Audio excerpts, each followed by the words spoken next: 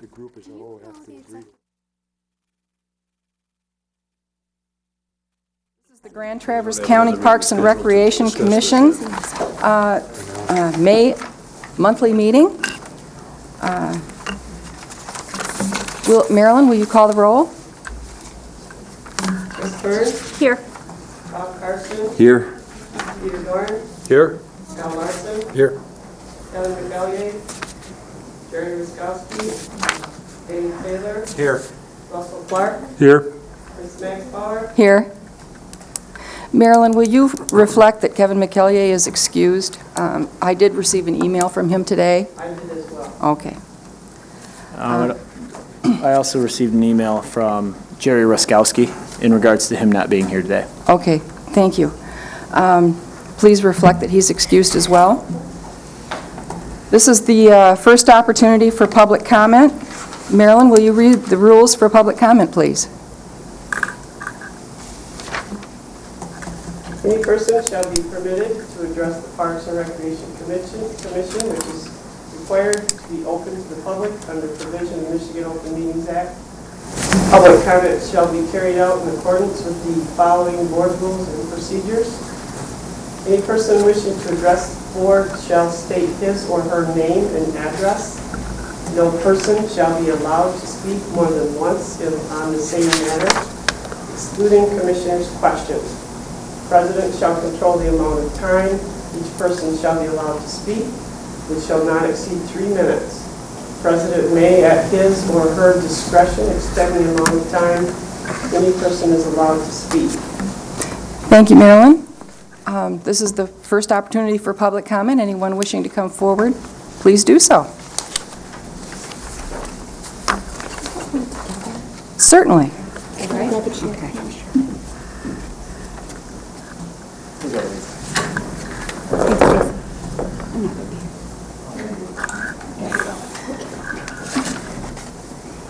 I'm Jennifer Jones, 215 East 11th Street, Traverse City. Hi, I'm Pam Doty Nation, 240 Washington, number 9, Traverse City. I'm here in the capacity as board chairperson for Habitat for Humanity in Grand Traverse region. Pam is the executive director of the organization. We're here to speak to the board regarding our Home and Garden Show that was held at the Civic Center April 9th, 10th, and 11th of this year. I know that many board members are already familiar, if not all, with the occurrence at the show. But on Saturday, just to recap briefly, on Saturday, a permit was issued for the outside Tea Party rally while we were at the Civic Center indoor having our show. How many years do you know? 12. Our 12th show, annual fundraiser.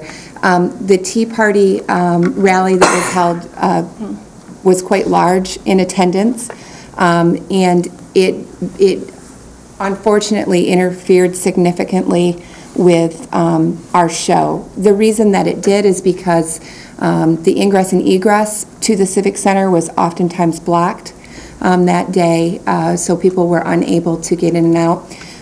Those volunteers that were working at the show tried to work with those that were outside to get the ingress and egress opened, to kind of come to a compromise so that we could conduct business. There was no parking available to any of those that were attending the show because of the number of people that turned out for the rally. We did have board members also that witnessed people from the Tea Party standing outside and turning people away from the show with comments, disparaging comments against Habitat. Now, with all due respect, I'm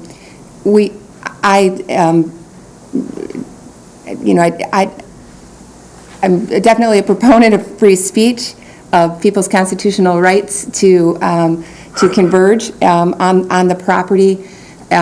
As Jason Jones and I have had conversations about this, it's as if there was a perfect storm of events that day. We were unable to contact or really get any help on the day of the incident from the Parks and Recreation Department. There was a retreat that was happening that weekend. It really was a perfect storm of events. The city police did get involved to some extent, but there wasn't really any good resolution because things came together so quickly. As a result, our show on Saturday was significantly affected. This is our annual fundraiser. Most of you are probably familiar with Habitat to some extent. Our mission is to provide adequate, affordable housing for those in our community that need it. Our fundraiser is solely for that purpose. So as a nonprofit organization, really what we're looking for is for some relief from the Parks and Rec Department in monetary relief because of the effect and that perfect storm had on the fundraiser. We may need to converge on the price. Our records at our board meeting where the board discussed this last month was that the fee for using the Civic Center for that Friday, Saturday, Sunday was It was either 6,000 or 7,500, I'm not sure. okay, and I think that that it hasn't been paid in full at this time. Would you We repeat haven't that? How received much? the bill. Yeah, okay. It's either 6,000 or 7,500. I think I'm of the opinion it's 6,000. We Yeah. can definitely converge on that. Yeah. We're not saying that we're not pointing fingers and saying there's responsibility. We can't. It's hard to say how many people were going to be there, how many people got turned away. That was a number we couldn't. But we know that there was significant. In the 12 years we've had the show, there was very little. The attendance was much lower than usual. So we are looking for a monetary relief that is negotiable. I think maybe you all might have questions before we even get to that point. Commissioner Byrne? And last year, do you know what your attendance was, or I guess maybe not so much the attendance, but what you made last year and what you made this year? Since we haven't gotten the bill yet from the county, we're not exactly sure what we made totally, but the attendance was down about 1,000 from the year before. Okay, I'm looking for dollar amounts. If you're Yeah, coming but to the us for dollar amounts. Yeah, the dollar amount that we made last year was 17,000. Okay, And this year, we're thinking it's probably around 14,000, okay. approximately. And would that be after you've paid your bill to Oh, the yes, county? yeah, Okay. net, yeah. Mhm. Okay. The only, if I can just add quickly, the only charge that is associated with the show, the way that we make money is one, vendors will pay for booths, and two, it's admittance, it's the fee to come in the door. Those are the only two ways that we raise funds for that show. And this is the first year we hired a professional event planner this year for the first time. So, there's it's hard to, those numbers can kind of be confusing in that sense. We brought someone on board that brought a lot more vendors in for us than we've ever had paid for before. But we were down about 1,000 people from last year on Saturday. So your anticipation this year was to make more than 17,000, which is what you made last year. Okay. Well, Commissioner Doran? What was a Tea Party charged? The Tea Party was charged, they rented the pavilion for 4 hours that day. The pavilion rental is $45. I'd like to shed some insight on this if the commission doesn't mind. Certainly, Jason. Well, as Jennifer mentioned, this was kind of the perfect storm, and it was a variety of different organizations. Unfortunately, it was a variety of different organizations having very successful events. We were all, as a commission, myself and Kim, we were all at Twin Lakes that day working on our strategic plan. The day of the event, or a year ahead of the event, we booked the space, and our contract with Habitat for Humanity outlines that it's exclusive use of the arena, non-exclusive use of the parking lot, the Howe Arena lobby, those type of areas. Several months later, approximately January or February, the Tea Party contacted us and asked if they could rent the pavilion. We said by all means. We outlined to them that the pavilion seats approximately 50 people. And so we booked the space. This is a common occurrence with our spring events and our arena shows, is that we book the pavilion. Between booking the pavilion with the Tea Party, we had the Tea Party Express kind of came along and it increased their attendance and increased their publicity. And between the time we booked the event and the time the event happened, they grew from an area that was able to hold 50 people to what we've heard is over 1,400 people converging on the Civic Center. So this has been kind of a challenge. We had our park ranger scheduled that day. The best planning we could have was have our park ranger there during the busiest times, and kind of have our park ranger there as a support system for the arena show, because to the best of our knowledge, we were going to have 50 people for the Tea Party. And this is something we've hosted the Tea Party in the pavilion before, and they've never overrun their limit. Kim was started to be part of our event out at Twin Lakes, part of our strategic planning, but once we got word that there was this issue occurring, that we had additional Tea Party people showing up, I sent her to the Civic Center in order to help with traffic and help get people into the show and have everything flow safely. We also called Dylan, our park ranger, in early so he could help direct traffic, and he was able to get there early. Some of the challenges that we did have with the event, and this is something, Kim was there was a point that the police came and the police left and said don't allow anyone else in, and they left the Tea Party or people that were there with the Tea Party as the traffic police before Kim got there. We also had it was the first day of our swim lessons for our spring session, so we had swimmers that were blocked from entering the pool as well. And 2 birthday parties. And 2 birthday parties. So we had the staff there that we could have there, and we planned this based on past experience with both Habitat for Humanity and past experience with the Tea Party issue, or with the Tea Party group. There are certainly issues with the number of people, but there are also issues with the Tea Party and how they handled the situation, whether it was the Tea Party, whether it was a group of hockey players, whether it was a group of hot air balloon enthusiasts. The behavior and their unwillingness to allow extra vehicles to enter the property is an issue, and that's something that I don't feel as though our department or Habitat for Humanity should take the blame for. It was a very busy day at the arena or at the Civic Center, and it's caused some concern amongst Habitat for Humanity. They've been a good customer to the Civic Center and having their show there. They did all the right things in working with their event planner. This is the first year they hired an event planner. Their numbers had no reason but to be up from previous years. But because of the other events and the other activities that are going on in our public park, they did see a loss in revenue versus previous years.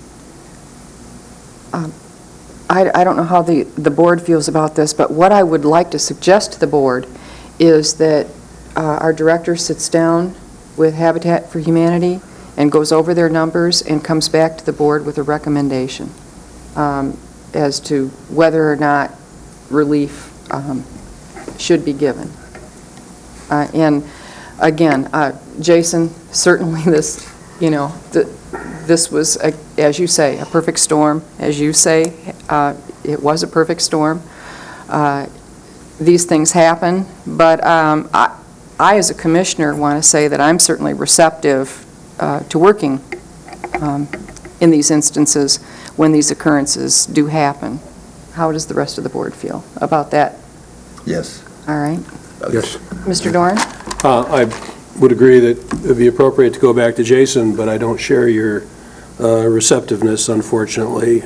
We can't be responsible for unexpected occurrences. A number of events could occur, things could occur when there's a free speech activity. Counter demonstrations that often happen. When you rent the space, and what happens in the space you didn't rent, I'm sorry, but I don't have much receptiveness to a discount in the fee because of that activity. I support Habitat for Humanity. It's any charitable activity that's there, I think it's encouraged. The free speech activities are encouraged, but we all do it at our risk. I mean, when those things happen, the local unit of government that is the groundskeeper is really the one that suffers a lot of untold expense, but that's a part of the expense of society. And I appreciate those comments, and I, if I may say, the one thing from our perspective that really upset us as an organization is we were not, I stay pretty up on current events. I knew what the Tea Party Express was. I knew that it was rolling, and we knew that it would most likely attract a lot of people. We were not given what we feel was adequate notice that that event would be taking place there.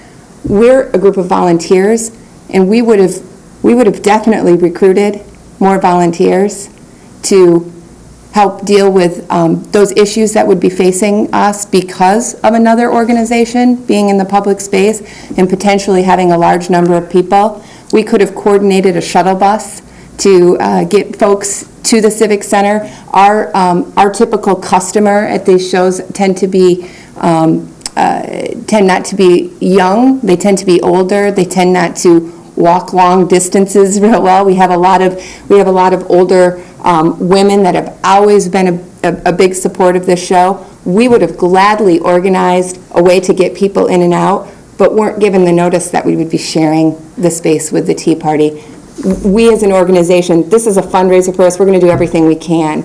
And had we been given the adequate notice, and I'm not sure, Jason, how long before our show the Tea Party was booked, but that would have been, I think, made a significant difference in our how we would have handled the show from our perspective. Jason, when did you give Habitat notice that the rest of that other people may be using the park? I don't know an exact date. It was probably maybe a week out. I mean, it was short notice. I will admit that, and we let them know through conversations that we had with their event planner. But as I said in the past, an issue or to book the pavilion is their user groups that typically don't interfere with each other. This is the first instance we've had of this situation. Commissioner Karstens? Maybe knowing that this happened in the future, there should be a limitation on parking spaces to the capacity of the pavilion. The people who use the pavilion should not take more parking spaces than the pavilion will accommodate. Then the expectation that there would be enough parking room for the Habitat for Humanity or any other group that might concurrently rent space, would be realistic. Commissioner Taylor, did you have? Yeah, I just, I don't think they got what they paid for. The people couldn't get in, so I think. I agree. I think we should cut them some slack. Commissioner Byrne? I have a question for you, Jason. In planning, there's, when we rent the hall for a birthday party, Kim asks how many people are going to be there. When the Tea Party booked, did they give you a number of approximately how many people they were going to have at their event when they booked? Did they share any of that information with you so that you were aware of what was going to be happening on the grounds that day? They asked us how many people the pavilion held, and we told them it holds about 50 people. Okay. They never gave us a hard number. They asked us that. That's a common question for the pavilion. And we let them know it holds about 50 people, and based on past practice working with the Tea Party, they don't overflow the pavilion. So their anticipation was 50 people at that event? We assumed that. We assumed that, and that's an assumption on our behalf. One of the things we have done is we've changed the policy and how we rent the pavilion, and we tell people, this holds 50 people. We can't have an event out there for more than 50 people. We have changed policy because of this situation. And I think this is the beginning of a larger issue. We've seen an increase in the usage of events like this at the Civic Center, renting the pavilion, renting the meeting room, some of the things Kim's done in the pool. We're seeing larger user groups come utilize different portions, but we haven't increased our resources as far as rangers and staffing to properly accommodate conflicting uses the day of events. And I think this is the beginning of a larger issue. We have changed some policy, but with our new strategic plan, this is something we should look into as additional staff for handling new events at the Civic Center. Well, getting back to Habitat for Humanity, what I would recommend, and I'm not going to suggest, I'm not going to speak for the board, whether they will or will not, grant relief, but I am going to suggest that we do ask our director to give us some more detailed information so that we can make a determination as to whether or not we should grant relief to your organization. Okay? May I ask one final request so that we're able to do that? Could we get an invoice from the use of the facility so that we can make our final determinations on the revenue generated? By all means, and the reason we haven't sent you an invoice is because we anticipated you coming to the meeting. Right. So Yeah, that will facilitate us being able to get our Absolutely. numbers to work with you. we'll have one sent out tomorrow. Great, All right. thank you. You're welcome. Thank you for coming. Thank you for coming. Is there any additional public comment? Seeing none, we'll move on to the consent calendar. Marilyn, will you read the rules on the consent calendar, please? Purpose of the consent calendar is to expedite business by grouping non-controversial items to be dealt with by one commission motion without discussion. Any member of the commission staff or the public may ask that any item on the consent calendar be removed therefrom and placed elsewhere on the agenda for full discussion. Such request will automatically be respected. If any item is not removed from the consent calendar, the action noted receive and file or approval is approved by a single commission action adopting the consent calendar. Excuse me. I would entertain a motion to approve the consent calendar. So moved. Is there support? I'll support. Well, Discussion. I would like Mr. Byrne. to pull Scholarship Committee report from the consent calendar. We will put that Scholarship Committee report under, hang on a minute, here my computer is, under number 3 of old business. All right? So you want revised motion? Excuse me. Commissioner Larson. I Hang on. request the communications from Judy Evans to be removed from the consent calendar. All righty. And we will put that under new business. And that will be the last item under new business. All right. I will entertain a motion to approve the consent calendar as amended. Oh, I'm sorry. Is there any member of the public that would like anything from the consent calendar removed? All right. Seeing none. I'll make that motion again with the changes. Thank you. And I'll support it again. Thank you. Marilyn, roll call, please. Or,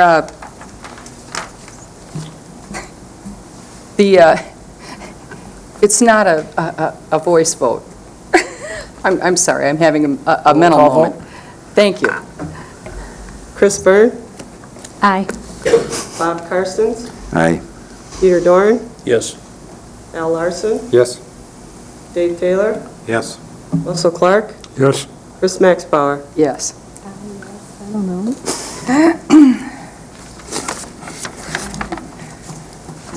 Next on our agenda is items removed from the consent calendar, which I just stuck under old business and new business. I'm doing so well. Okay. Moving on to old business, the 2010 budget discussion. That would be me. All right. What, and I apologize, I only got here about 10 minutes before the meeting, and I asked Marilyn to make copies of the spreadsheet, and she had difficulty with the copy machine on this floor. I went ahead and did, so I've only got one extra copy, but we will get you copies today. I've only got one extra copy. What I did is I went back to 2007 in the budget book. And what I grouped it by park and by where the money went, for instance. And I did summaries. Well, first of all, let me just pass this down so you can all take a look at it. I did, back to 2007, by park, what we spent on supplies. I then went by park, what we spent on utilities. By park, again, what we spent on building repairs and maintenance. And by park, what we spent on salaries, and then I did a summary at the bottom. On the next page, which you all will get a copy of, and again, I apologize, I was only here 10 minutes early. I did a summary of what we spent on building repair and maintenance. I included equipment, ground care, and since we have boats at Power Island, boat repair. So you all can see by park what we spent on building repair and maintenance. And the reason I did this is because a lot of our spending is not done through the Parks Department. A great deal of it is done through the Facilities Department. And I wanted you to see what portion of our funds are spent through facilities and what portion of our funds are spent through Jason's department. Utilities, for instance, are all paid for out of the facilities funds, not from Jason's department. And as we work through the 2011 budget, I think this is important information for us all to have. We will not have an impact on the facilities department budget. That is Danny Brown's responsibility under Dennis Aloya. But you all need to be aware of what we do spend in our parks on facilities. So I did that. Then I went through by park, and I did put fund numbers at the top. You'll be able to tie it together when you get a copy of this. By park, what we spend on salaries for Jason's department, not for Danny Brown's.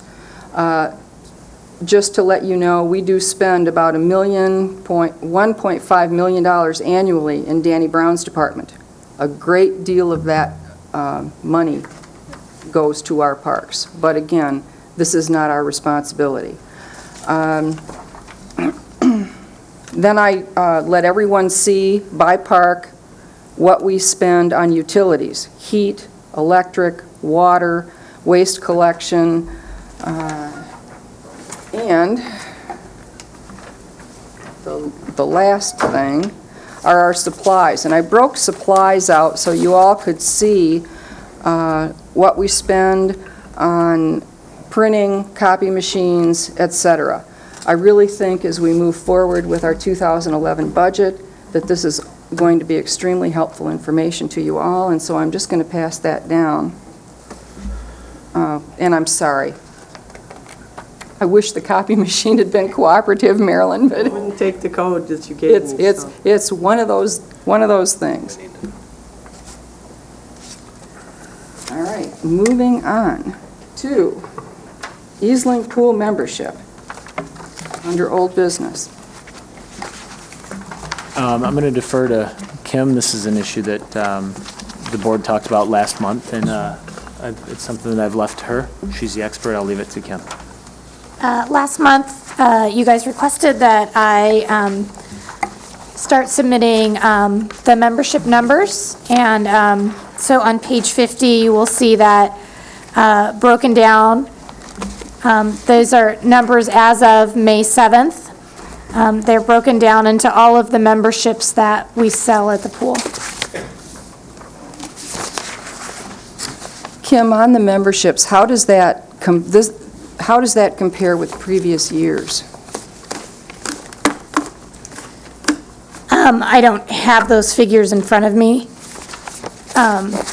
so I couldn't give an exact answer on that. I do know that our memberships are up from 2009, though, Okay. but I don't have exact figures in front of me. What you guys had asked to see was the monthly report, and so that's where we are as of April. Kim, I just have a question on here. It says total as of 5/07. Is Right. that May 7th, May 7th? Okay. correct.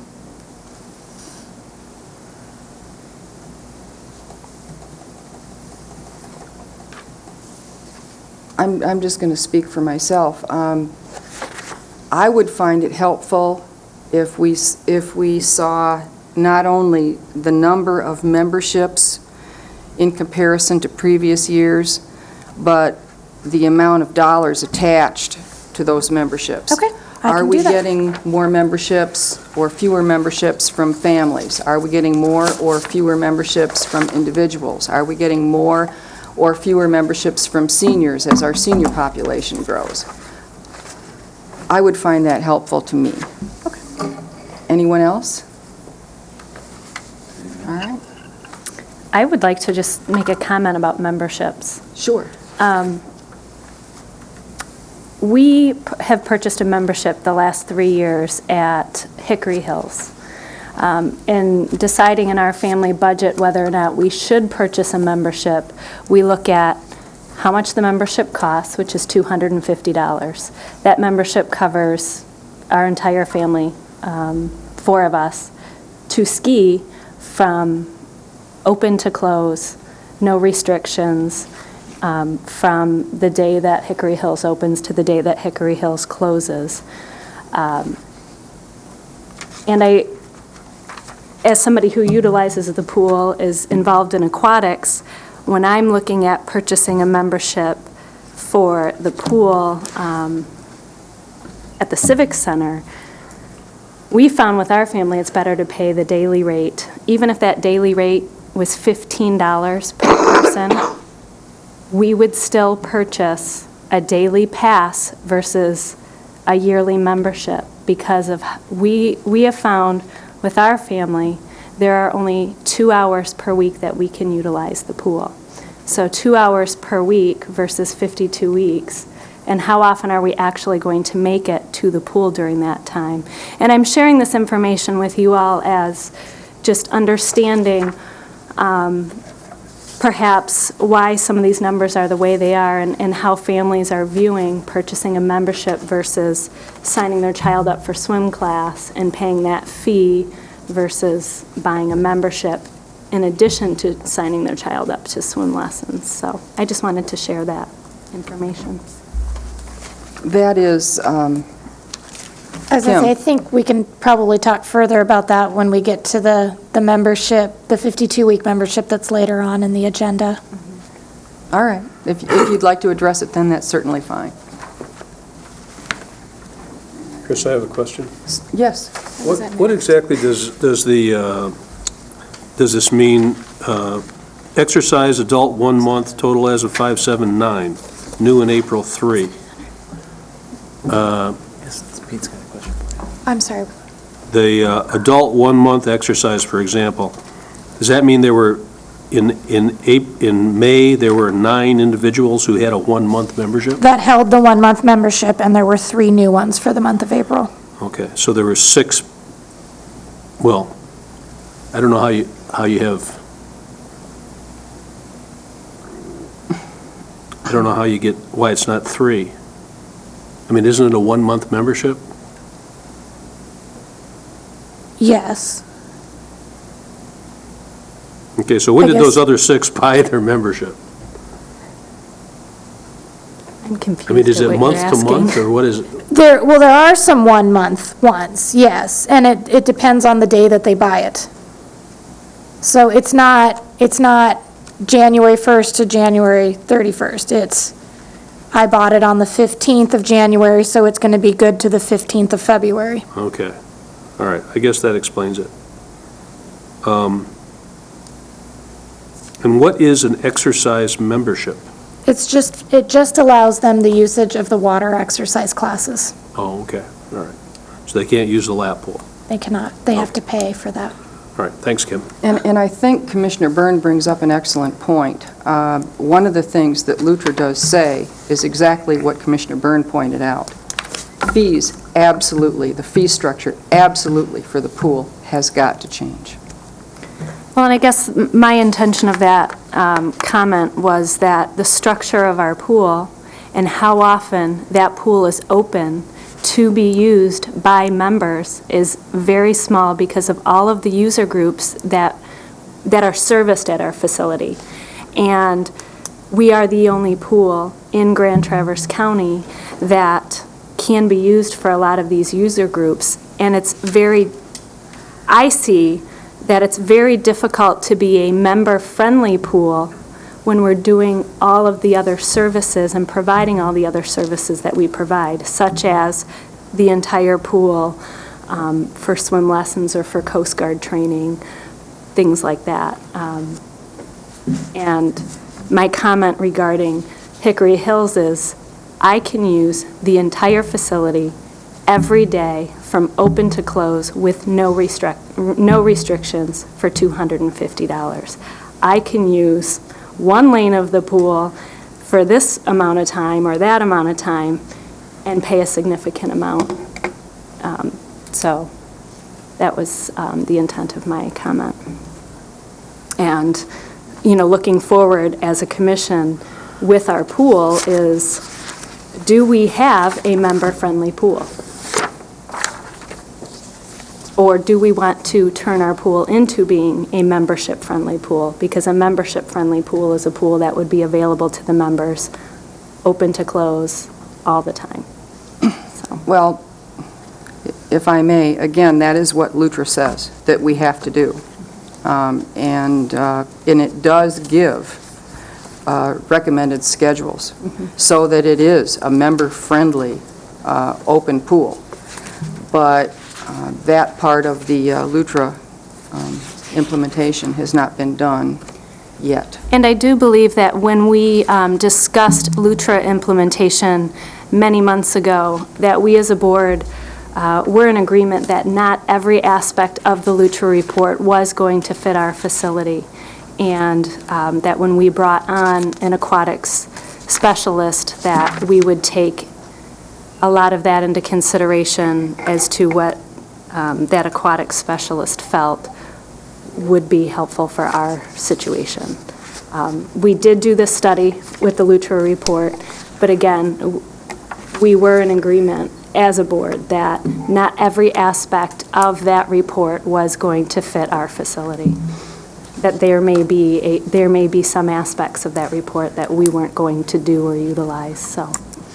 You are exactly correct, but we did not discuss exactly what aspects we were not going to implement. And at this particular point in time, and I really do think that and I'm glad you brought this up, Commissioner Byrne, we absolutely have to have this discussion. If you take a look at the projections for this year, which are in your packet, the projections, and that's just the salary projections, which were done by our finance director, Dean Bott. The finance director estimates that we're going to be 50% over budget just in salary at Easling Pool.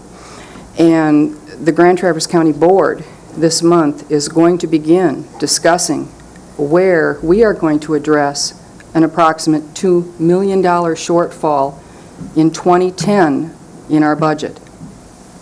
So we do need to take a look at this. We do need to take a look at what this board feels is important so that we can support our position to the county board as we move into 2011. Jason. Just want to make a comment in regards to the Lutra report, in regards to our projection for salaries. The Lutra report, one of the overriding themes, is to make our pool a more user-friendly pool. And it outlines about roughly 50 recommendations.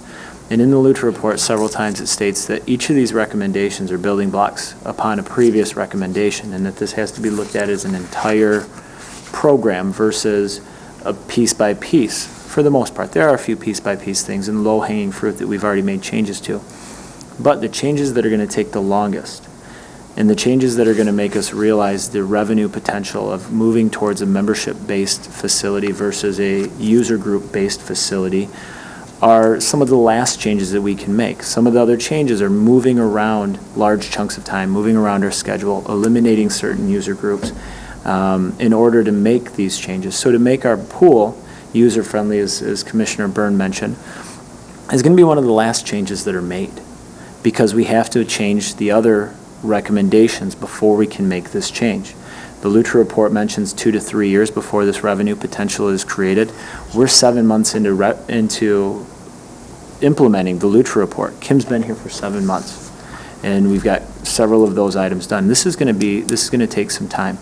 Our revenue, or our salaries, we've had to increase some staff in order to provide the programs to implement the changes to Lutra, all doing this while the Board of Commissioners cut $50,000 from our part-time salary, or from our salaries within the pool to get this job done. So Lutra's telling us to go one direction, but we've also seen a $50,000 decrease to our salaries for the swimming pool. If we continue moving forward with Lutra and we start eliminating user groups, we're going to lose our old revenues. And it may be some time before we start realizing the full potential after that 2 to 3 years within the Lutra report for our potential revenue for membership. So financial times at the pool are tough, and they've been tough for a long time, but we're being asked to do more in order to implement a more membership-based pool, and we're doing that. So I wanted to bring that to this commission's attention, that we're trying to do more. We're trying to make the changes to being a more membership-based pool, but that's going to be one of the last things and that can only be achieved by moving around other chunks of time, moving around other user groups. Some of our user groups, that being said, some of our user groups we plan for a year in advance. So think back to a year ago, we had already planned for Elk Rapids, who's swimming in the pool now. It does take some time to make some of these changes, and we're doing our best to make them. Jason, I'm going to respectfully disagree with what your interpretation of the Lutra is. As I read Lutra, it says 3 things. The first thing is reduce labor. It says it over and over and over and over again in that report, reduce labor. And that has not been done, as is indicated by the budget director's projections for this year alone. Labor has not been reduced. And I will just give you a quick example, and that is early morning hours. We used to have 1 guard in the morning for the pool. We now have 2 guards and a clerk. The labor numbers, the numbers speak for themselves. So I respectfully disagree. It says you cut labor, and there are ways to cut labor, but I'm not seeing that done. The finance director's numbers indicate that is not being done. The second thing it says is you do increase membership. Yes, it does say that that is done over 3 years. That is the part of implementation that's going to take time. The third thing it says is you address your contribution margin on swim lessons. The contribution margin on swim lessons, when the Lutra report was done, was 56%. Over the winter, it was a negative 48. And I just want the board to know that I respectfully disagree with the director. Chris, could you give some more, I'm sorry, go ahead. Go ahead first, you go first. Commissioner Max Bauer, I guess I don't really understand how those percentages that you talked about with swim lessons and contribution. So, what I guess what does all that? Do you know what a contribution margin is? I guess And in for this the members of the situation. public, I'll explain. you have fixed costs, and you have variable costs, and the amount of your variable costs is your contribution toward, over and above your fixed costs, and it's called your contribution margin. For instance, your fixed costs at Easling Pool are $120,000 a year. We could literally fill the pool with water, heat it, turn the lights on, put chemicals in there, and turn the key, lock the door, not let anybody in, and it would cost us $120,000 a year. We literally would lose less money if we did that. Paid the utilities, and the chemicals, and shut the door, but certainly no one wants to do that. Then you take a look at the services you provide and the fees you charge for those services, and anything above your cost for those services is your contribution towards your fixed costs. So am I explaining that? Am I doing okay? Does everyone understand what I'm saying? So a 56% contribution margin before That was for lessons. means it was covering Yes. all the variable costs. And Plus, it was contributing to the fixed costs. It was a plus 56%. And that's a pretty good number. It is a good number, and we were supposed to shoot for 76% contribution margin, and we went to a negative 48%. Which means we're not even covering our variable costs. Oh, no, we're not. We're not. We are going in the wrong direction, and we're going there fast.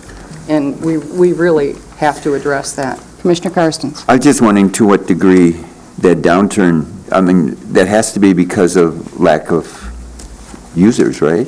Or no? I would disagree with that. I don't believe that it's due to a lack of users. I think it's a combination of the scheduling of labor, because that's where your cost is. Okay. And So the number of people using the pool hasn't changed? not significantly, no. I mean, it's dropped a little bit from when the report was done, but it certainly has not dropped to the extent where it would result in a negative 48%. It just simply hasn't done it. And I did go over this with the finance director, and he is aware of it, and the county administrator is aware of it. What was the timeline that you used for that negative 46%? Do you have dates? Negative 48. I'm sorry, negative 48%. It Do you was, have the it was the dates? winter, over the winter. So was it January, or are we talking November to February? No, it was several months.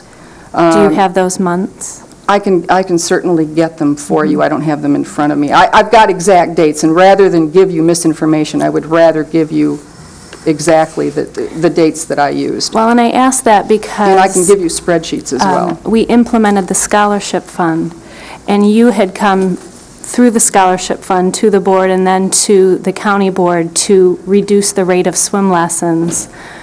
And that's... Without that revenue, without that $7,500 in the revenue, and by the way, just so you know, the finance director did tell me also that $15,000 of our 2010 revenue should have been actually 2009 revenue. It was credited to the 2010 revenue. $15,000 was credited in March of this year. It should have been credited in 2009. So our revenue is actually dropped significantly this year as well.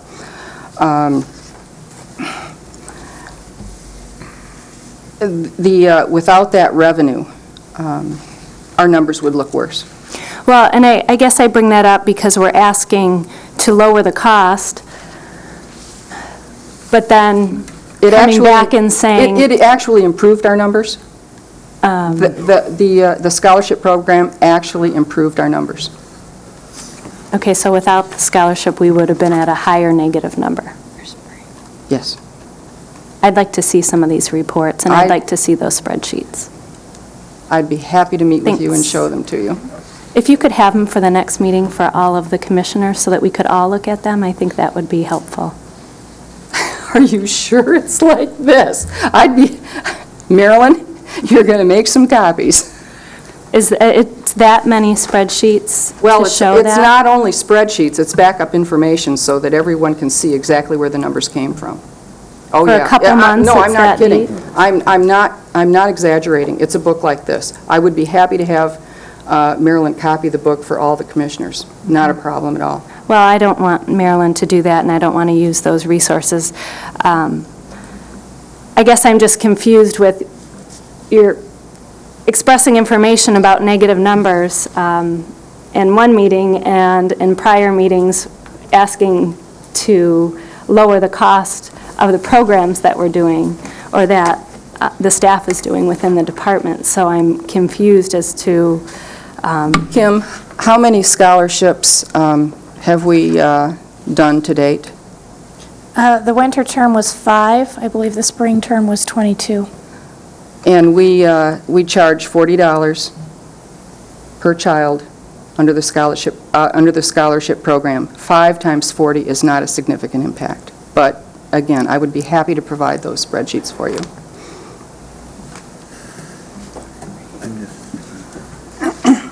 All right.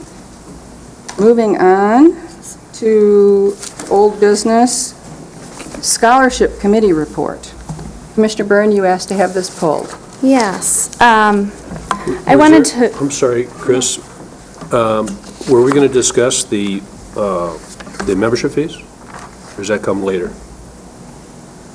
Hang on here. Is that a part of this agenda item, Jason? Well, it's Easling Pool membership program, but if you would... Oh, I'm sorry. I thought it was later in the agenda.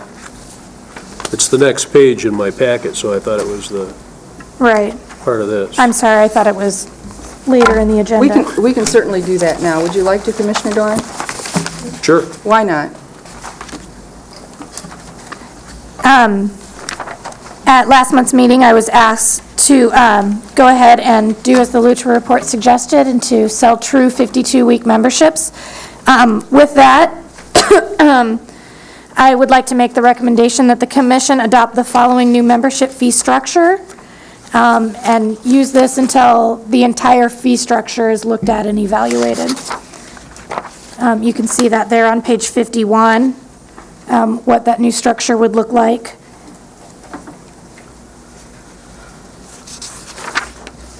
Also with the elimination of the 10 punch pass, the student membership, the sauna membership, the shower-only membership, and to make sure that we're defining senior as 62 years and older, and as youth 7 to 17 years of age, making sure that we're defining a resident as living within the limits of Grand Traverse County, and sell our lockers to members only.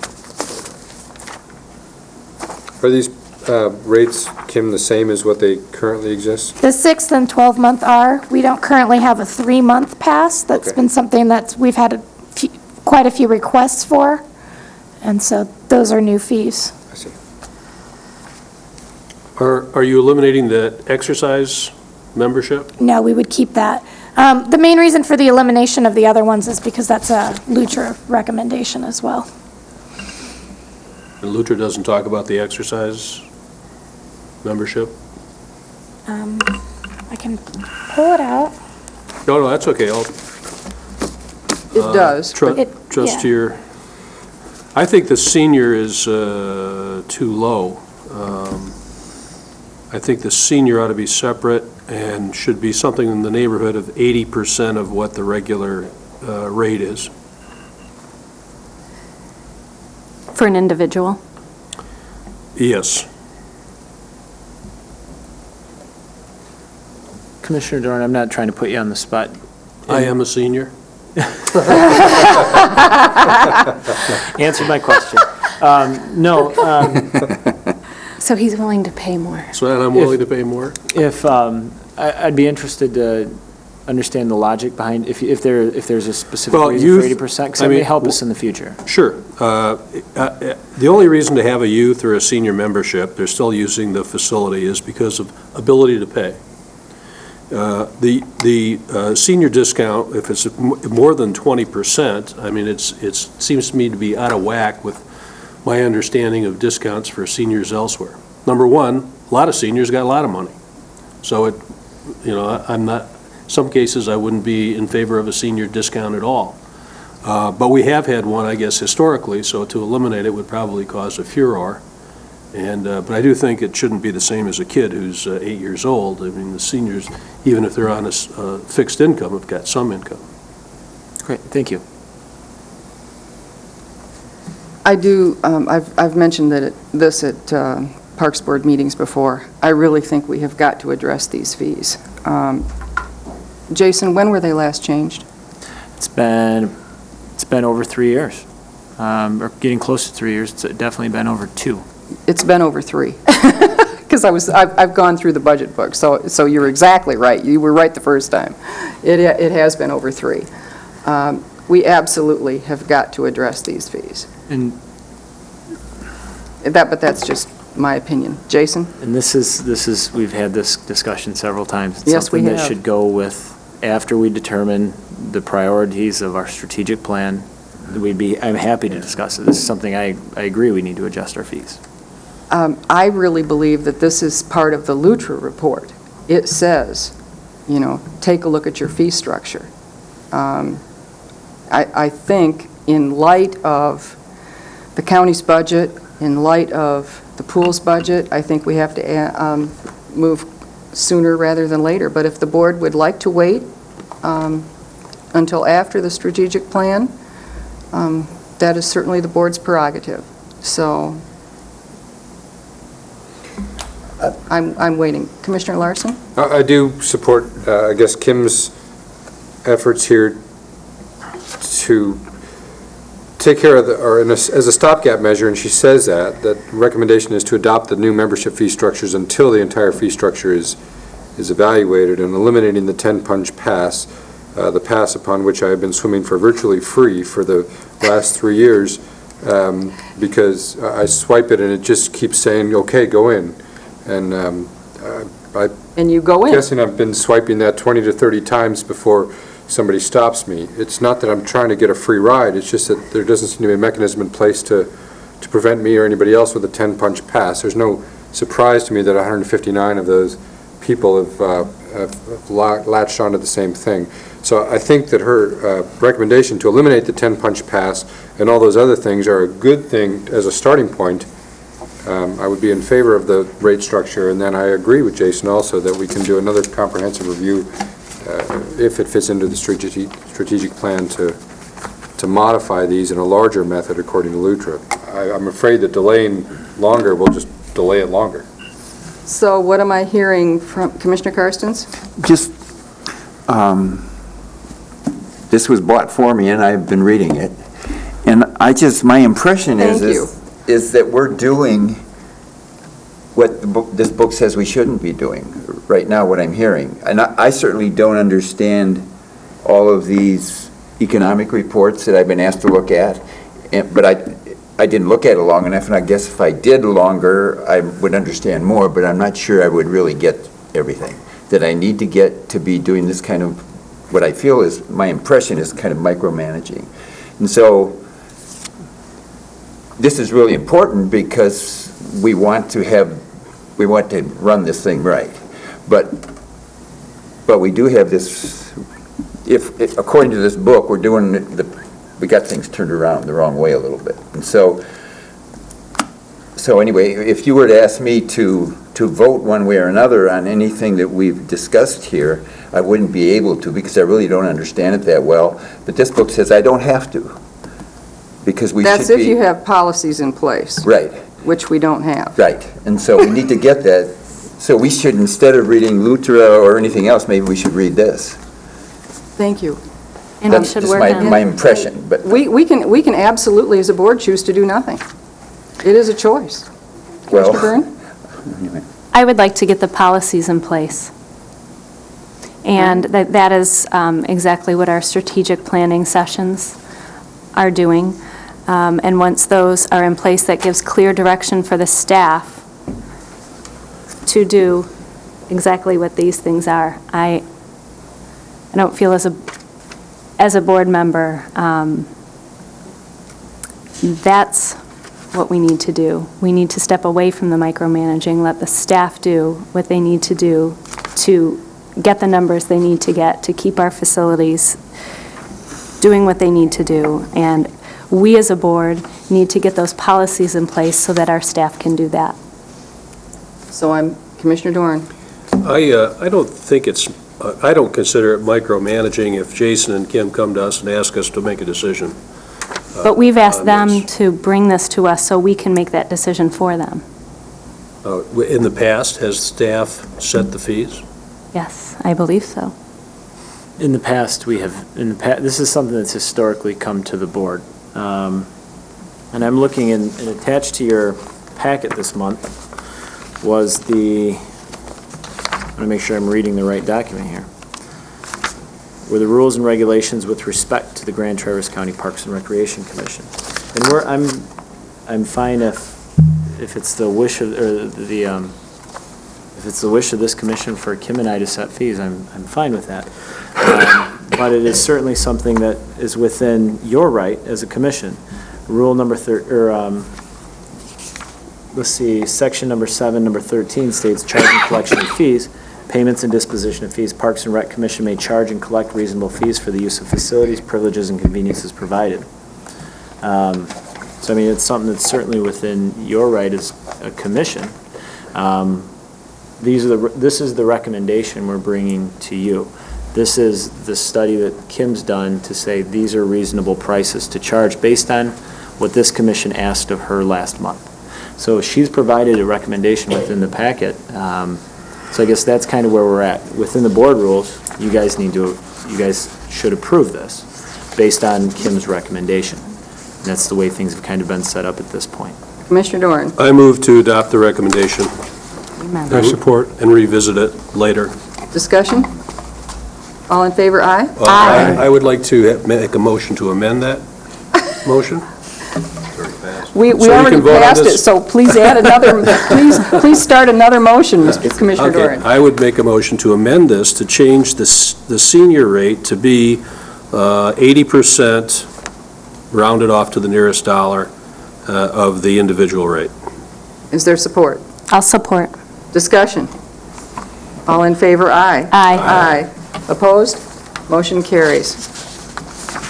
All right, moving on. The Scholarship Committee report. Commissioner Byrne, you asked this be pulled. Yes, I asked it to be pulled because there are not current minutes, and I just wanted to make a few comments regarding the Scholarship Committee. Can I interrupt you for just a second? And I say this in defense of Marilyn.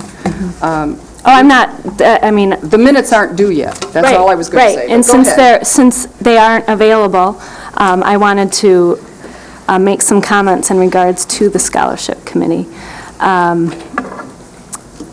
At our meeting after the 18th, and unfortunately I can't recall the exact date, we met, and one of the concerns that I had was why we aren't getting more response to our flyers that we have sent out to offer a scholarship to cover the full cost of swim lessons.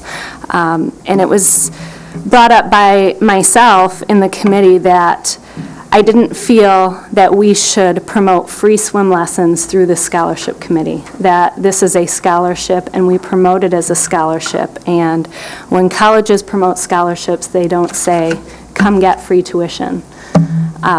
They promote it as a scholarship, and you need to fill out forms and apply for a scholarship in order to get that tuition voucher, or however that works.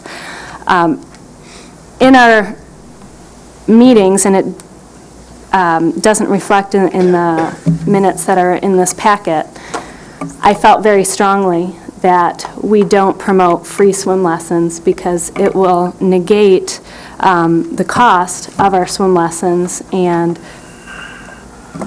people have to pay for our swim lessons at the Civic Center.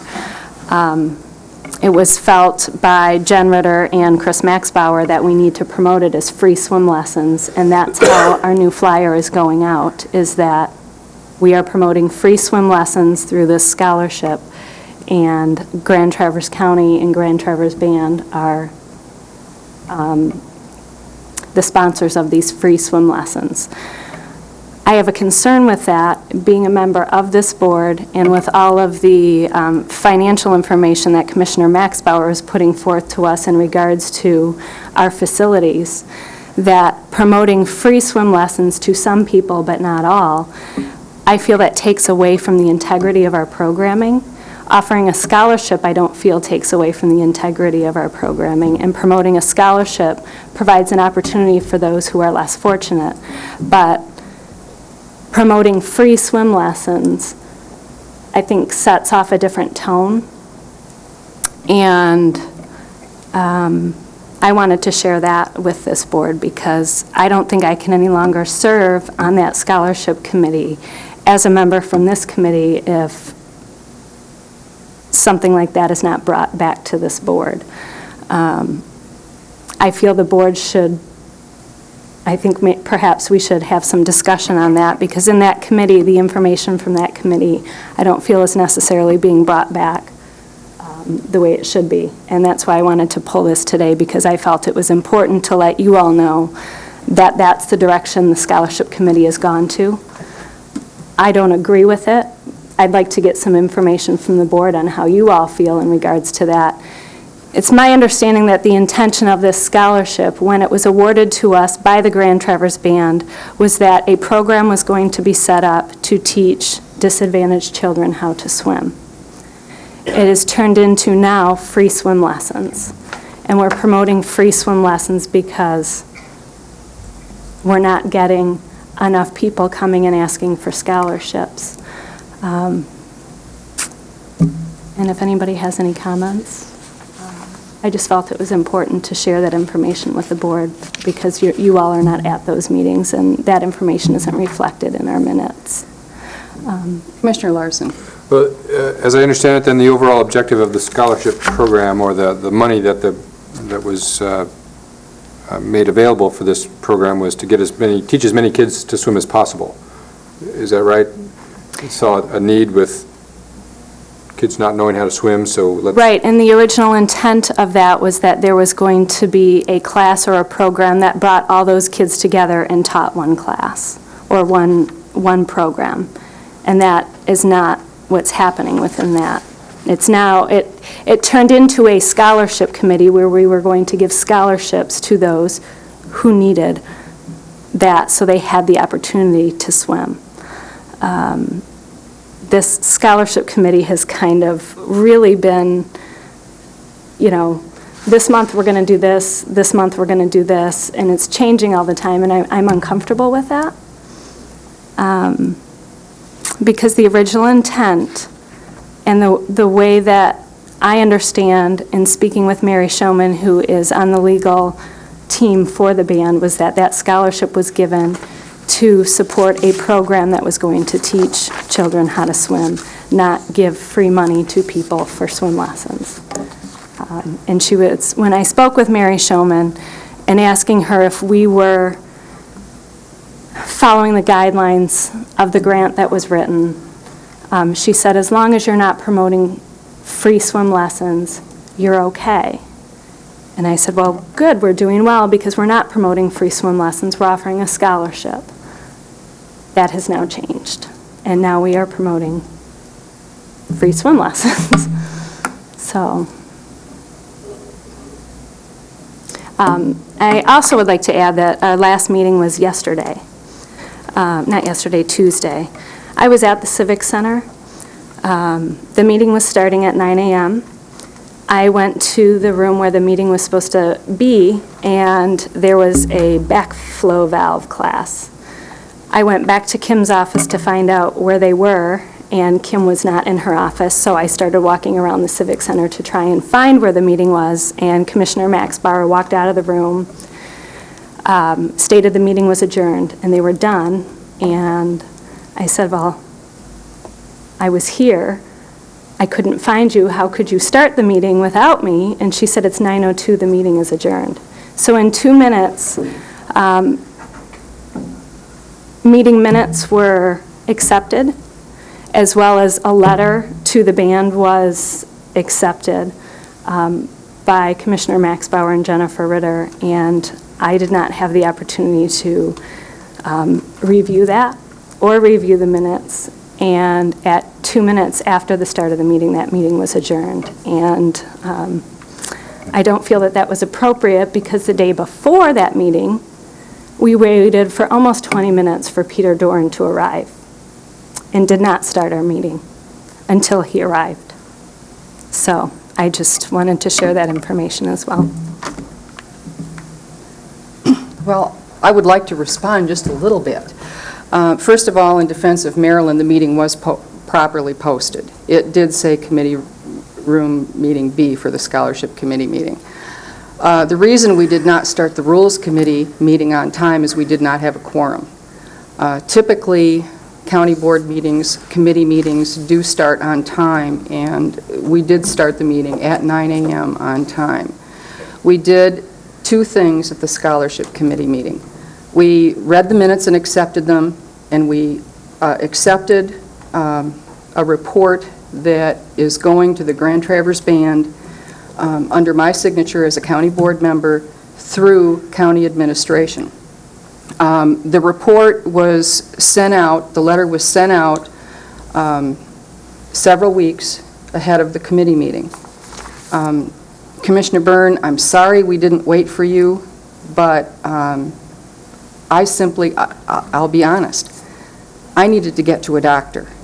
I was not feeling well. And I told Jen Ritter during that meeting, I have another meeting, I have to, and Kim was there, I have got to get this done and leave. And that's exactly what I did. We did not do anything different at that meeting than we have done at any other meeting. We started our meeting on time as soon as we had a quorum, and we did have a quorum. I'm sorry that you weren't there. It was posted correctly in the lobby.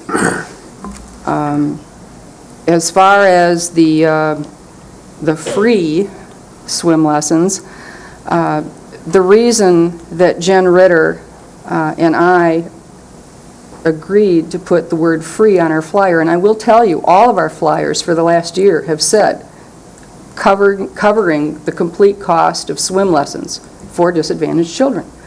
The reason we put free on it was at Jen Ritter's advice. The reason we did it was, the reason I agreed to do it was based upon Jen Ritter's advice. Jen Ritter, for those in the public that don't know, works with Safe Kids in Michigan State Extension Service.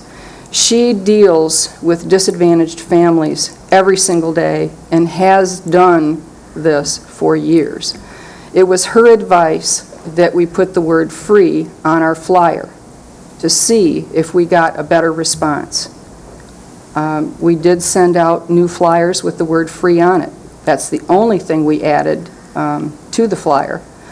I did it based upon her recommendation. I'm completely fine with doing it that way. I did talk to Mary Shulman at the Grand Traverse Band.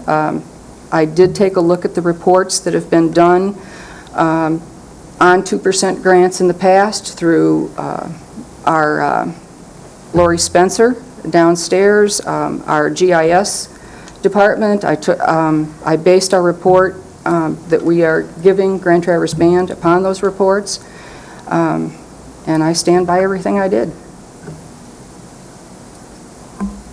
If anyone has any questions, I certainly would be happy to answer them.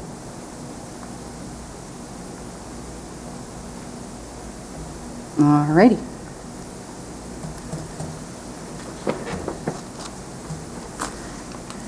Moving on. New business, tree program.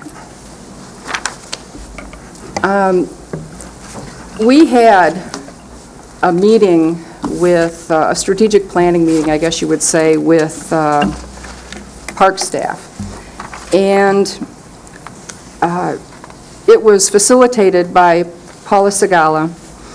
And during that meeting, I heard Paul Johnson, who handles our grounds, at our parks say, you know, we lose 3 to 5 trees every year in the Civic Center. And he said, we lose other trees in other parks as well. As a matter of fact, we just lost a tree over at Medalley Park. And he said, you know, at what point do we start replacing trees? And I was listening to him, and I thought, you know, what a wonderful way to honor someone you care about or have cared about. What better way than through a tree program? And I went shortly after that meeting, and I met with the county administrator, Dennis Aloya, and I said, Dennis, what do you think if the Parks Board puts together a program and publicizes it and says, we will allow you to purchase a tree in honor of someone or for a cause, if that's what you want to do, and plant it at the Civic Center, pick a park, whatever. And Dennis said, you know, Chris, I think it's a darn good idea. And so I wanted to bring it to this board. What I would really like to do, and I did, just so you know, I did this because I can.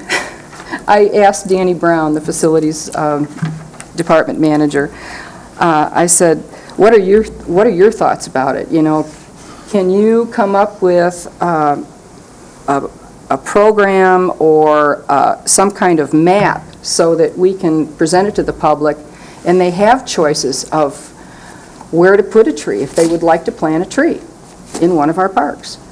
I just think it's a win-win. It's a win for the county, it's a win for the public, it's a win for our parks, and I would like to have a formal tree program. Thoughts? Commissioner Clark? Historically, we have had many issues at the Civic Center with tree replacement, and at one point, we're actively trying to replace each tree that died with 3 trees. We had funds to do that at one point. Today, we don't have those kinds of funds. That's correct. The tree canopy at the Civic Center is an important part of our urban tree canopy. If we lose it, we lose a lot. And the unfortunate aspect of our tree canopy at the Civic Center is that it's primarily oak, and we have to spray it for the gypsy moth program.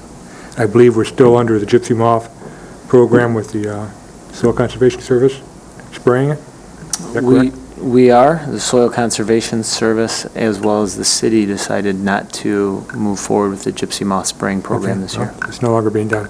So the decline will be quicker. Mm-hmm. My recommendation would be that it is an excellent idea to allow the ability for folks to provide a donation for trees in memory of or however they would like to do so, but it needs to be structured in such a way.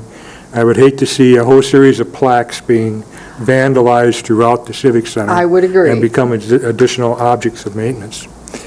That a list of appropriate species be created based on soil conditions throughout the Civic Center, because not all the soils are exactly the same. You have different sun-shade combinations, so different species for different locations should be recommended. And then that the recognition for donation should be on a central plaque that could perhaps have a map showing the location of trees being donated by someone versus a whole series of plaques, because working as a professional in different parks, little plaques on trees become an issue of maintenance, almost a time to put up. You know, Commissioner Clark, you bring up an excellent point. I don't think that we ought to have, 100 plaques throughout our parks.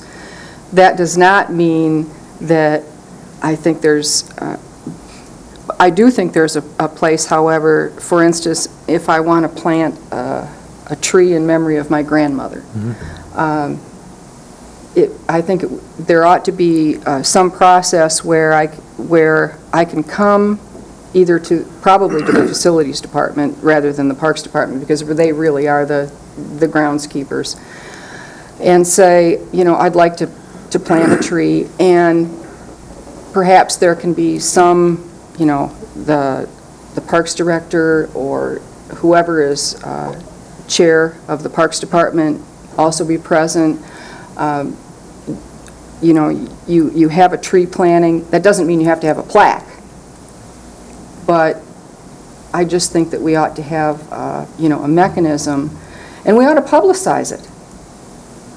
Commissioner Doran? I think that Russ and Chris should work like an ad hoc committee on this with facilities and come up with a plan. Russ has got a huge knowledge base about this, and I think that you could come up with something and come back to this board after Jason's input. We could act on it. Commissioner Clark, are you willing to? Yes, I'm willing. Well, thank you very much. All right. On a related matter, Yes.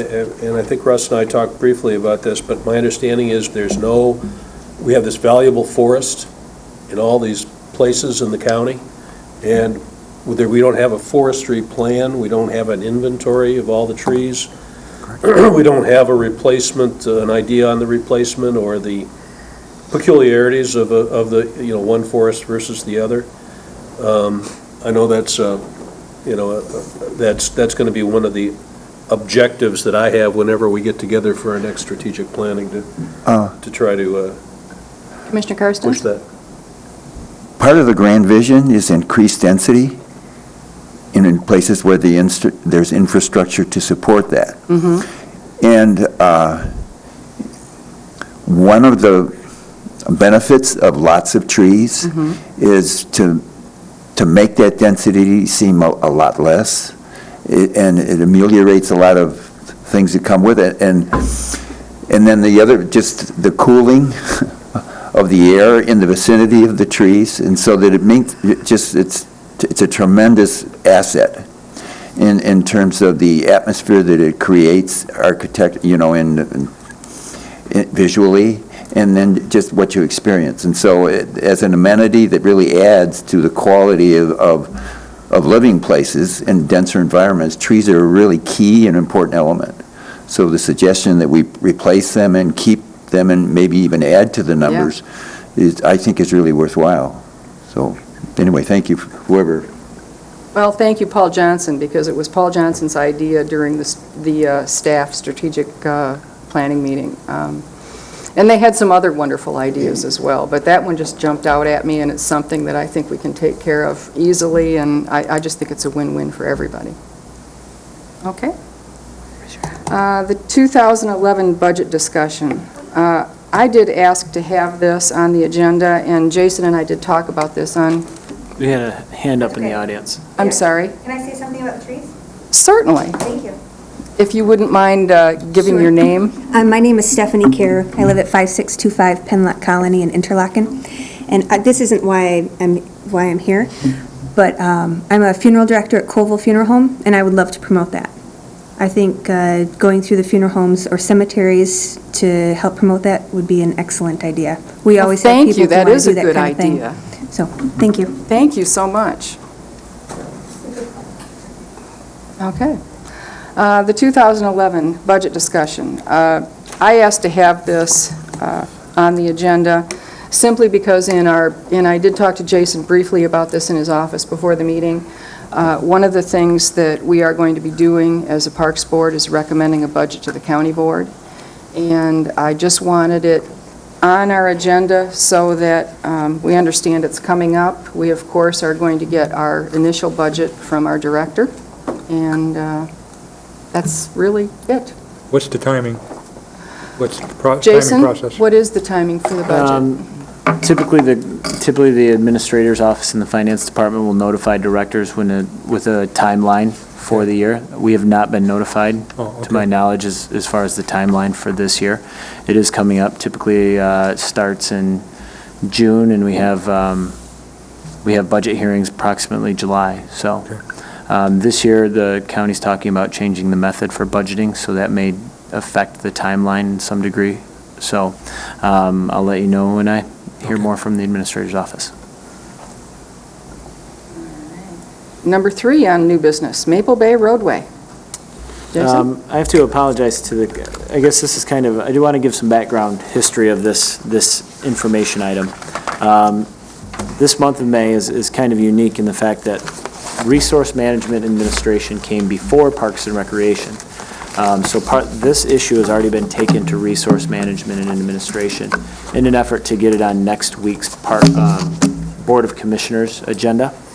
But there's been some developments between my taking this to RMA last week and it coming to Parks and Recreation. We originally had three bids from Elmer's, from SRW, and RW Pop companies. Since I took this to RMA, the SRW has filed for bankruptcy.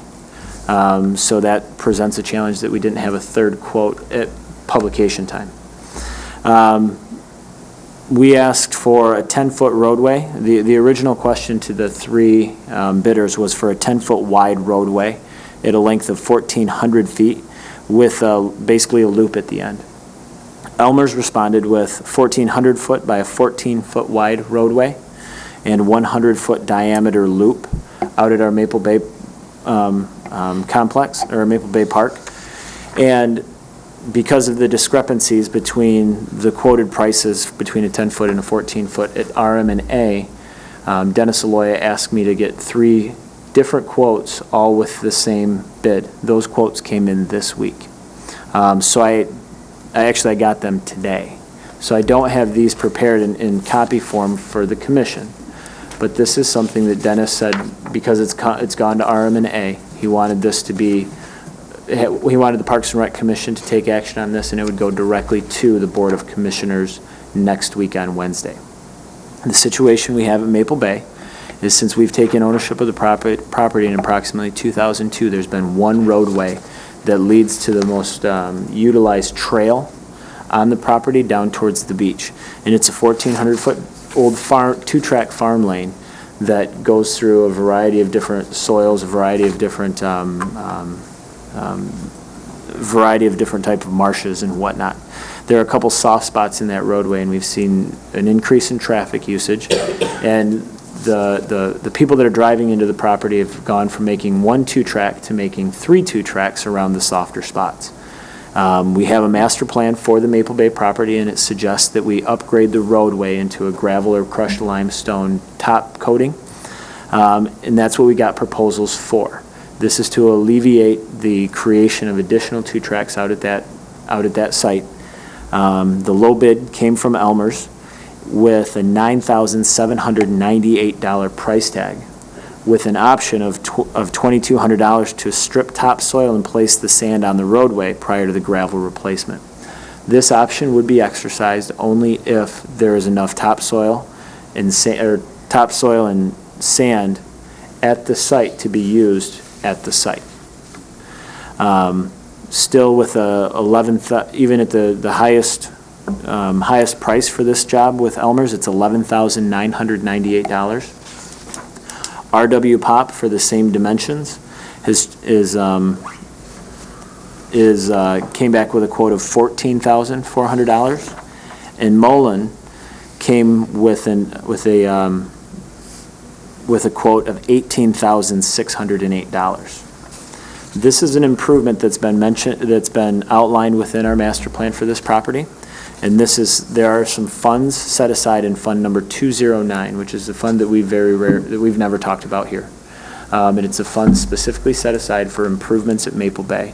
In talking with the Regional Land Conservancy and talking with Tim Schreiner, who are the architects of the grants to pull this together, both have said that money was set aside initially to build a roadway at Maple Bay to alleviate the issues that we're seeing now. So with that being said, Elmer's being the lowest bid by $2,500, I respectfully recommend the Parks and Rec Commission approve the development of a road and parking lot in Maple Bay by Elmer's for a price not to exceed $11,998. I would entertain a motion, Commissioner Doran.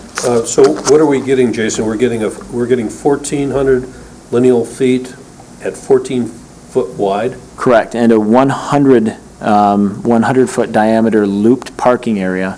So the process here was you rejected all the bids and then you rebid it again? Correct. Okay.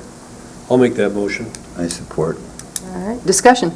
Yes, I thought you said your initial request for proposal, or whatever you call that, was for a 10-foot wide roadway. and yet we're dealing with 14-foot wide roadway, which is significantly more expensive. Can you clarify? We asked for 10 feet. Elmer's came back and gave us 14 feet in that quote. Yes. Which is what led to us re-quoting everyone at 14 feet. And that's why we had the new quotes. That's why we had the new quotes, and that was the concern that Dennis had originally at the RMNA meetings, to have the other two quotes come in at 14-foot wide with the same lineal feet in the loop. Is 14 feet what we really desire, or is 10 feet adequate? 14 feet is much more desirable. It's closer to the MDOT specifications for roadways. Commissioner Clark? 14 is more desirable because we do have occasional cars meeting on a single lane, and it gives a little ability to have some structure under the wheels as they slow right down to pass each other closely. And it's far better from the standpoint of impact and soft areas with 14 feet width than 10 feet. Also, what they're putting in is permeable, it's not a... Correct. It's going to be, Which it's going to be a you gravel. want, and so the width isn't problematic. If it was asphalt, you would probably want less permeate, anyway. Correct. So, Okay. it's cool. Okay. We have a motion. Any additional discussion? All in favor? Aye. Aye. Opposed, same. Motion carries. Next on our agenda, baseball field changes. Jason? This is an item that Stephanie's here from the girls' rugby to speak a little bit about this issue. So leading into her discussion, we've discussed in the past possibly making changes to field number 1, which is the large field as you're driving south out of the Civic Center. This is the largest baseball field that we have on the Civic Center property, and it's the most underutilized baseball field that we have on the property. It's been 4 years since it's going on 4 years since we've seen significant usage on that field. By having that field there, it eliminates the possibilities for utilizing the green space between the dugout or between the fencing for this baseball diamond and the outfield fencing for field number 2 to have any other type of event, including rugby, soccer, and lacrosse, in that green space while there's a softball game going on. So oftentimes there's Saturday softball games, but we're oftentimes approached by local rugby organizations, by lacrosse, by soccer, to be able to host, or for us to have the facilities to host one of their games. This can't be achieved with the outfield fence in softball. What I'm asking here and what we're going to be discussing is eliminating the mound at that field and dragging off all the diamond dust on that field so we can reorient the rugby field. And I'm using rugby because it's the largest field of the 3 that I just spoke about. So we can reorient the rugby field and create a new multi-use field and green space within the Civic Center that previously didn't exist.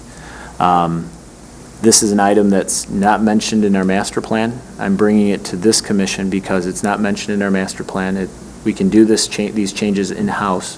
But I asked Stephanie to be here to talk about the impact it would have on her organization, or the organization she's involved with. You described this as a softball field, Jason? I thought this was the hardball. It is a baseball field. I may have misspoke, but what we have is field number 1.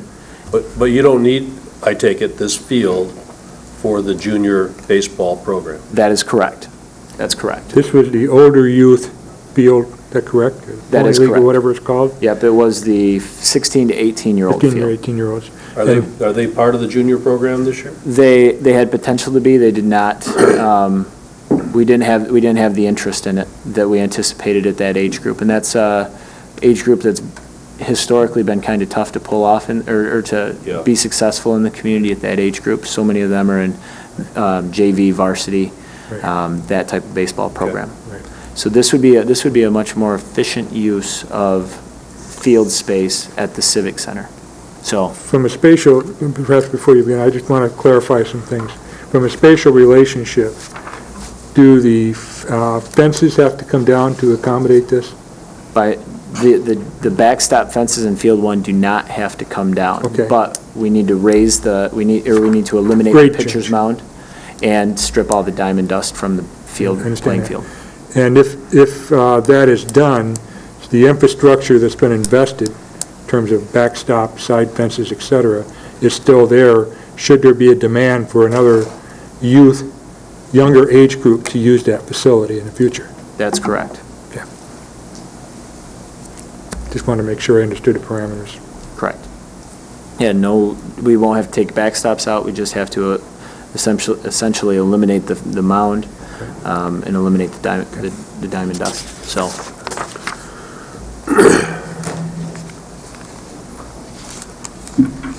I'm Stephanie again.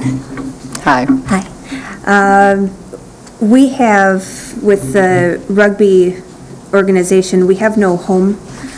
We used to use the field out on Bowers Harbor Peninsula, or on the peninsula, and that kind of gotten taken over by soccer. And we used the practice fields behind Meyer, and that this year got taken over by lacrosse. So we're continuously being pushed aside, and we have a large organization. We have high school girls and high school boys. We also have a men's team and an old boys team, if you're interested. I missed that. I said if you're interested.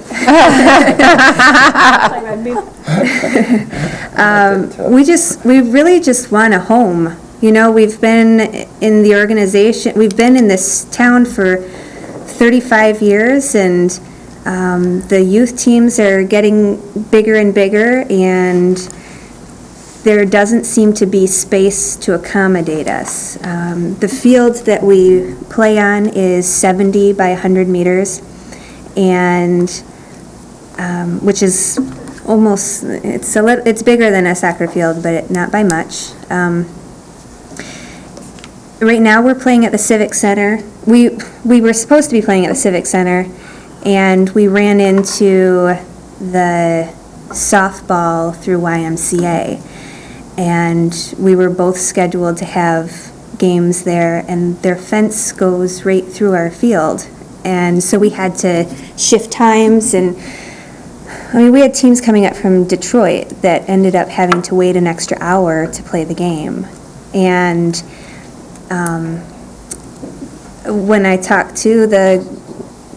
What's your usage? How When many do we games? use it? How many games a year do you have? Well, the girls have 7 to 12 games a year. About half of those would be home. Do you have tournaments? We do have tournaments. Right now, we can't put a bid to have a tournament up here because we don't want to run into those issues, you know? What's your season? We have a spring season. It starts from the end of March, the last weekend in March, until the first weekend in June. The boys have the same season. The men have a spring season, which is in that time, and they also have a fall season, which starts in August and runs through November, I believe. So do you have the same organization, or do you coordinate the games that are during the same season? We work well together. Does that answer your question? I'm surprised to hear that you tough rugby players got pushed around by some soccer. Well, we might be tough, but we're also very nice. And with the practice fields behind Meyer, I did speak with Barb Beckett. And we seem to have a nice relationship at this point where, you know, we both want to accommodate each other because, you know, we're both just wanting to do good stuff in the community. And we both recognize that. I mean, we're just trying to get kids to be committed to a team sport. You know, she's doing the same thing, and we're just trying to work together. But, you know, when we've got things scheduled and we don't know what the Y is scheduling, it's just tough. Can I ask you a question, Stephanie? Who organizes and coordinates your rugby program?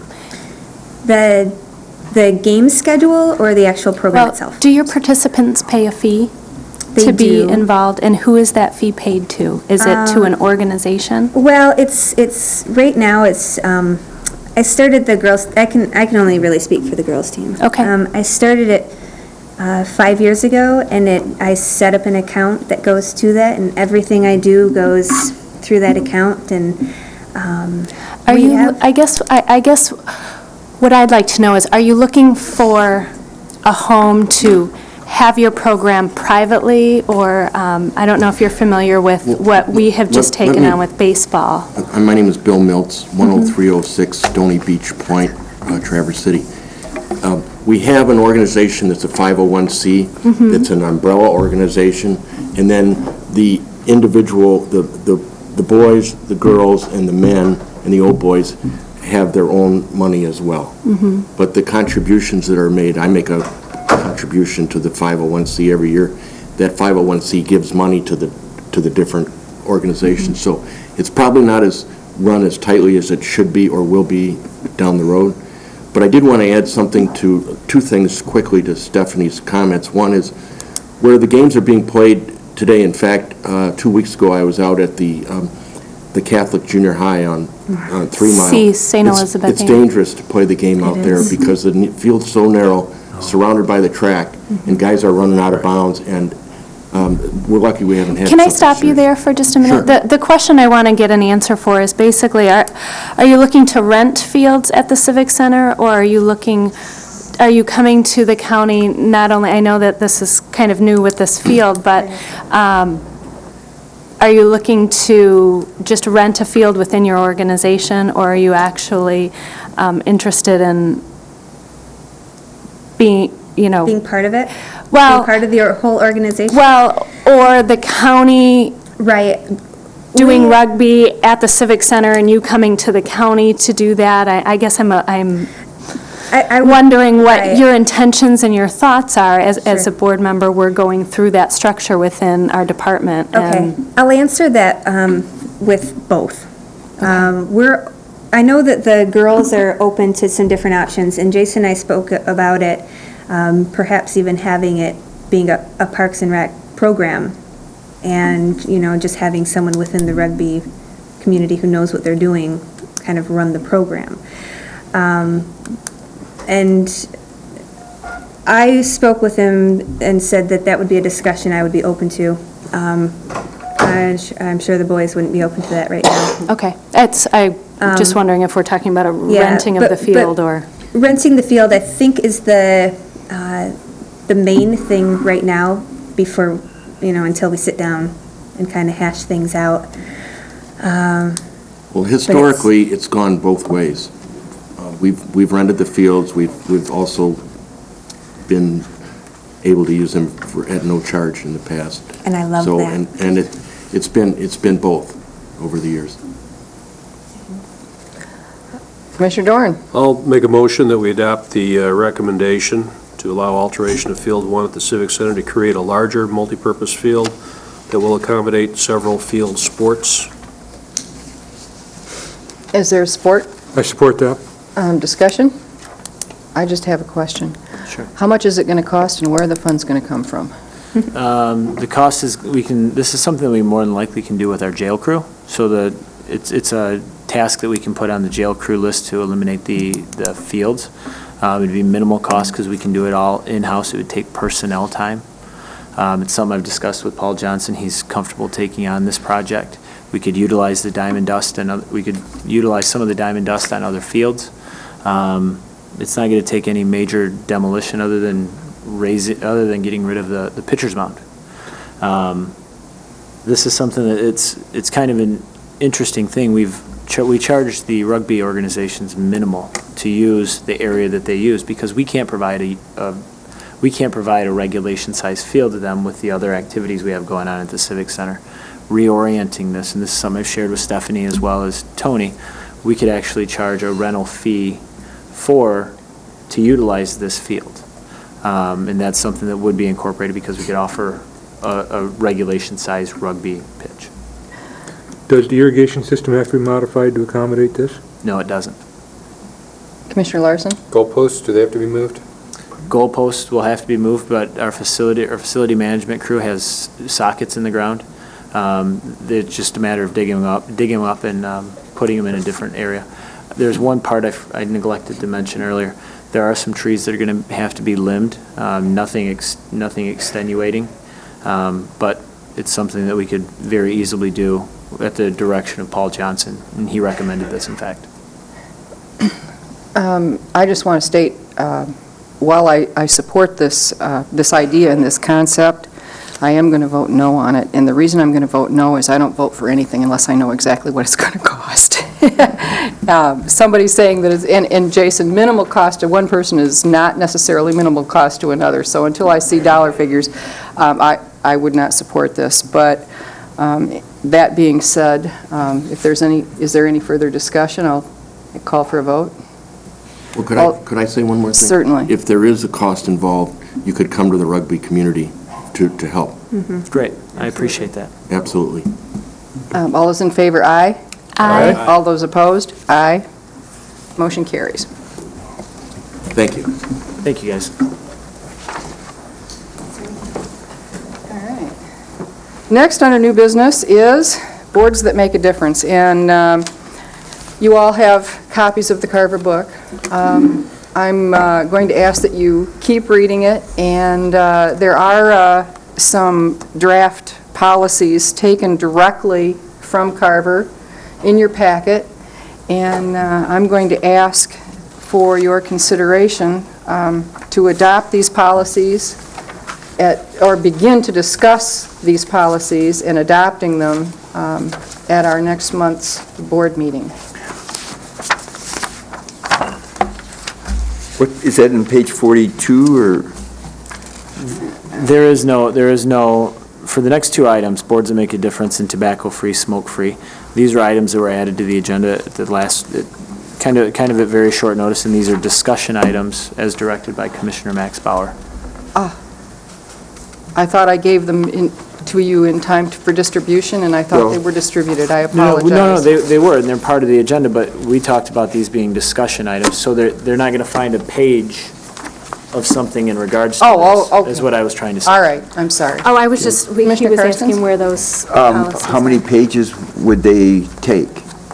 The policies, Yeah. the draft policies, I think I wrote, what, 2.5 pages? Because, I mean, so would you, could somebody send them to us in a PFD? Oh, absolutely. So that we could look at them between now and then, and Oh, whenever? yeah. I thought I Okay. gave them in, I'm sorry. So, didn't you give them out last, are you talking about the I executive gave them out, but I limitations asked that policy? they be included in this month's packet again. Okay. This was last month's packet, I think. But I asked for it to be added to this month, and I'm sorry if it wasn't. So, Did you? All right, yeah. that's a good thing. It's here. It is here. All right. You know what page? I just found it, page 8, Page page eight? 8 and page 9. Okay. Page yeah, 8 and 9. These limitation, okay. You mentioned policies, Chris, I thought. Yes. I didn't realize you're talking the executive I'm sorry. limitations. Those were placed under the rules, we discussed those at Rules Committee. It was my understanding we placed them under I'll Rules Committee. start calling them executive limitations, but they're executive limitation policies. And I would like to begin, and we can just start next month at level 1 and go through them, and what you like, we'll keep. What you don't like, we'll toss out. If you don't want them, we'll toss them out. If you do want them, we'll keep them. So I'm just tossing them in here for discussion next month. All right. Next on our agenda, tobacco-free, smoke-free civic center discussion from the Rules Committee. We had a Rules Committee meeting this week, and during our discussion, Commissioner Doran said to our director, is there anything that we might be able to help you with for the baseball season? As far as rules go, and this is something I've wanted for a very long time. I've wanted a smoke-free civic center. I just don't believe with Kids Cove, with baseball, with kids running track, the skateboard park, I just don't believe that smoking at that park is appropriate. And so I ask that this be put on for our consideration at this month's Parks Board meeting. So what I would entertain is a motion to adopt a tobacco-free, smoke-free civic center park. I would make that motion that we adopt a rule that No smoking or That tobacco we have use at no the Civic smoking, Center? no smoking or tobacco use at the Civic Center I'll facilities. support that. Discussion. All in favor, Commissioner Doran?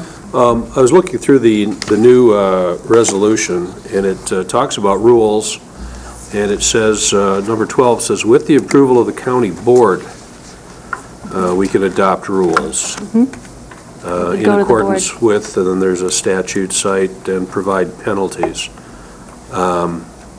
So I take that we're not doing that. We're adopting a no smoking requirement for people who are there. If they're smoking, they're not going to get prosecuted, they're just going to get asked to stop. Correct. And if they refuse to stop, somebody's going to call a deputy sheriff and ask them to be removed from the premises. Yeah. Okay. If that's the route they want to And take. that yeah. we have the authority to do that under these We do. rules without getting approval of the county board. Yeah. Okay. As I read it. All right, good. All in favor, aye? Aye. Opposed, same. Motion carries. Wait, I'm sorry, I was just reading through these rules, and it says, rule adoption, effectiveness, penalties for violations, regulation of recreational trailways, park rangers, police services. With the approval of county board, the County Parks and Rec Commission may do all of the following: adopt, amend, or repeal rules for the protection, regulation, et cetera. So, I want to make sure I'm understanding this correct. This is going to move forward to the RMNA. No. No, we just did it. This, Jason, I haven't read that statute, but I think what that means is if you're going to adopt a rule for which there are criminal penalties or civil infraction penalties, Okay. then it's got to be approved by the county board, but you might want to get that clarified by the county board to make sure we're properly following this. This is just sort of a property regulation. County owns a property, it can adopt regulations, and if you don't follow them, then you can be asked to leave. If you don't leave, you're trespassing. That's it. Okay. All right. So, all right. Next, under new business, per diem reporting. Jason, would you like to discuss this? Yeah, this is something I'd like a discussion with the commission in regards to this, with the increase of the number of committees and whatnot that we have. Each of our Parks and Rec commissioners are reporting their per diem differently. We've run into some challenges lately with some of our meetings that have been off-site, that haven't necessarily been that Maryland hasn't been a part of, that have been appointments from other commissions to go to meetings and things like that, and it's caused some confusion in the delivery of each commissioner's per diem. I checked with the County Board of Commissioners to see if there's any regulation or any standard practice by the county board, and the County Board of Commissioners has no standard practice. In order to make things a little more efficient for our department, for myself, for Marilyn, for our finance department, I'd really like to open up a discussion. I have some recommendations for you guys as commissioners in order to properly report per diem and have us to be able to deliver in a reasonable timeline. I think it would be ideal if you each self-reported your log of the meetings that you attended in relation to the Parks and Recreation Commission, turned those into Marilyn or myself each month here at this meeting. We could easily verify whether or not that occurred, and then we would then essentially take it either right upstairs and slide it under the finance director's door, or take it downstairs and do it inter-office mail. I kind of wanted to open it up for discussion. It's a pretty minor topic, but we'd like to move towards some type of self-reporting and have some standardization in regards to reporting per diem, and I wanted to open that up for discussion. I can touch upon how we do it at the county board level. We do self-report.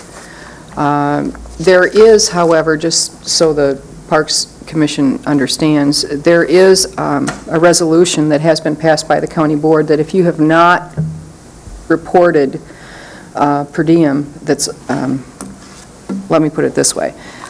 If your per diem is over 6 months old and you report it, it's not existent. You can only go back 6 months for your per diem and for your mileage. It is self-regulating.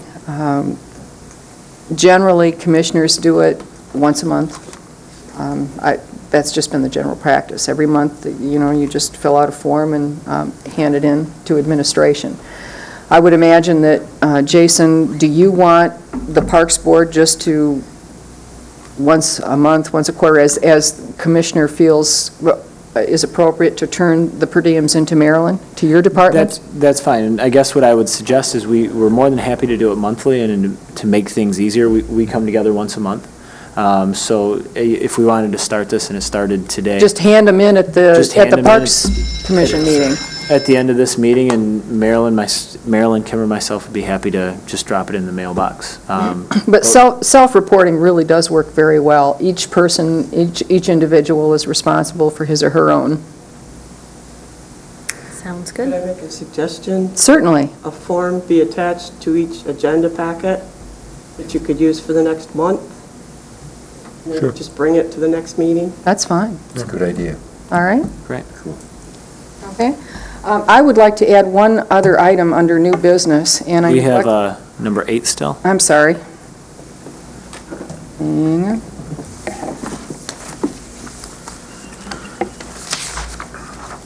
What did we pull? We pulled the Judy Evans communication. Yes, thank you. All right. Commissioner Larson. Yes, my only question, I guess, these letters seem to be are addressed to you, Kim, Correct. and the tone of the letters seems to feel that she's not getting a response to these, is that correct? Well, the first letter that she sent said, "Contact me if you have any questions." The first letter is attached to the second letter dated April 22nd. It was pretty clear to me. It was pretty lengthy, so I didn't have any questions. So when she wrote me the second letter, I contacted her saying, "No, I don't want you to think I was ignoring you.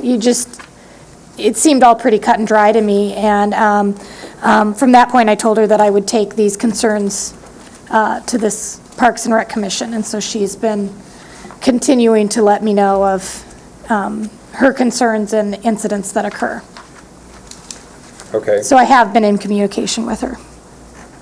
all right, good. My other concern is that there's a potential, I guess, for, with a long list of letters every time she has a collision with someone in the pool, talking about safety and the potential for being hurt, that there is some additional liability that's coming through this series of incidents that concerns me. And I don't know whether that merits discussion. Perhaps your legal experience can provide some light on this, too. Well, I'm, of course, not the attorney for the county, but the main concern is safety. And I think that's something that the staff has got to address. The county enjoys immunity for negligence actions, so it's not, there's not much chance of a successful lawsuit. But that's really not the question. The question is, is something going on that isn't really safe, and and if so, how do you correct it? Right, well, and the concerns are the additional lane lines that have gone in. She feels that has made the lanes more narrow, and that's where the hand collisions are occurring. Her other concern is that the movement of the medium swimmers that used to be in the middle of the pool to the edge of the pool, that they're going to hit the wall, which was, the fast swimmers were there, and that was their concern. So somebody's got to be next to the wall. I mean, you got to put it somewhere. Typically, swimming pools are set up where the fast swimmers are in the middle, the medium go to the right, the slow go to the left. So, I mean, that's a nationwide universal setup for a lap swim.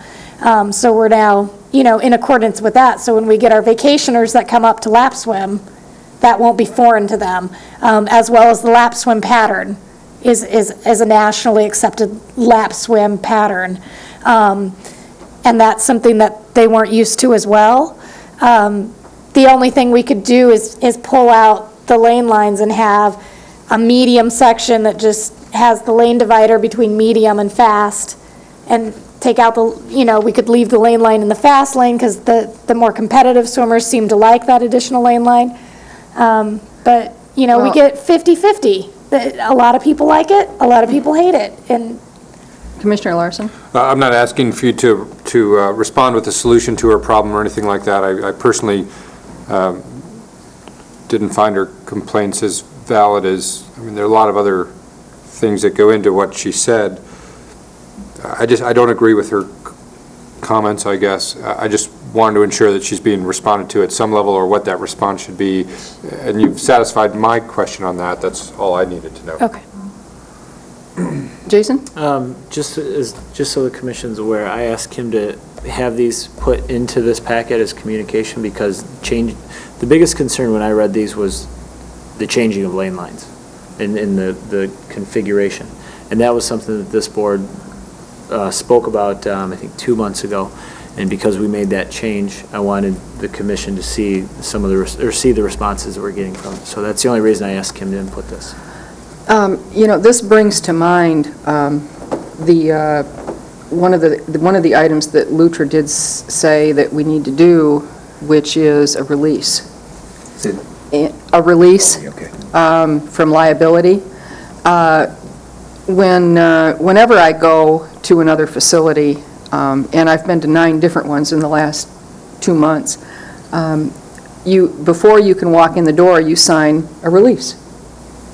You pay your fee, you sign a release. Unless you're a member, which when you sign your membership, you sign a release. And, I understand it's just a piece of paper. But one thing I wanted to offer Kim is when I went to St. Petersburg, Florida, and swam in their facility, and it is a municipal facility, they have a 2-page release. And I believe that you can get that online. Okay. And I have to tell you, it's probably, of all the ones I've signed, I think it's probably the best one I've read. Okay. It's just, 2 pages, or actually it's 1 page, and you just sign your name and you go in the door. But you might want to take a look at that. Yeah, thank you, I will. Well, I think that Bob Cooney should be Oh, looking at absolutely. that, and Oh. our attorney.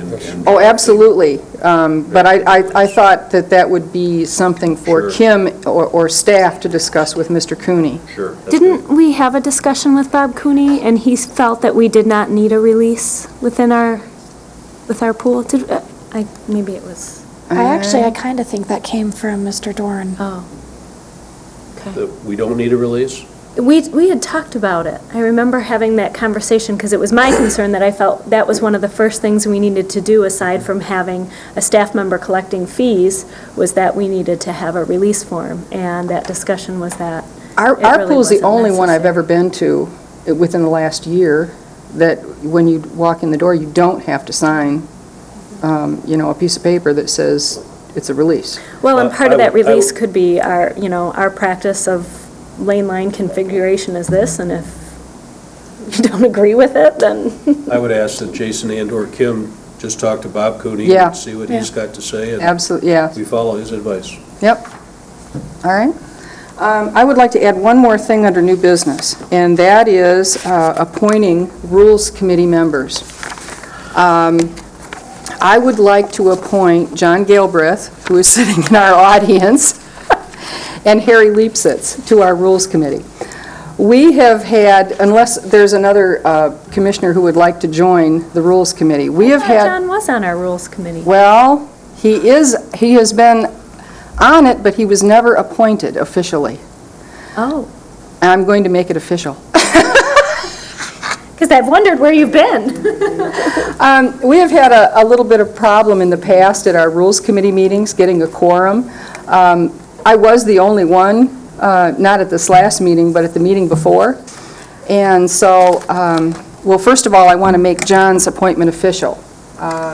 It was never official, so I would like to appoint him officially to the Rules Committee. Do we need to And- confirm that or vote on it? Yes, and I also would like to add Harry Leipsitz. Harry is a retired Master Sergeant. He was the chairman of the COFAC for the city, Citizens Operational Finance Advisory Committee.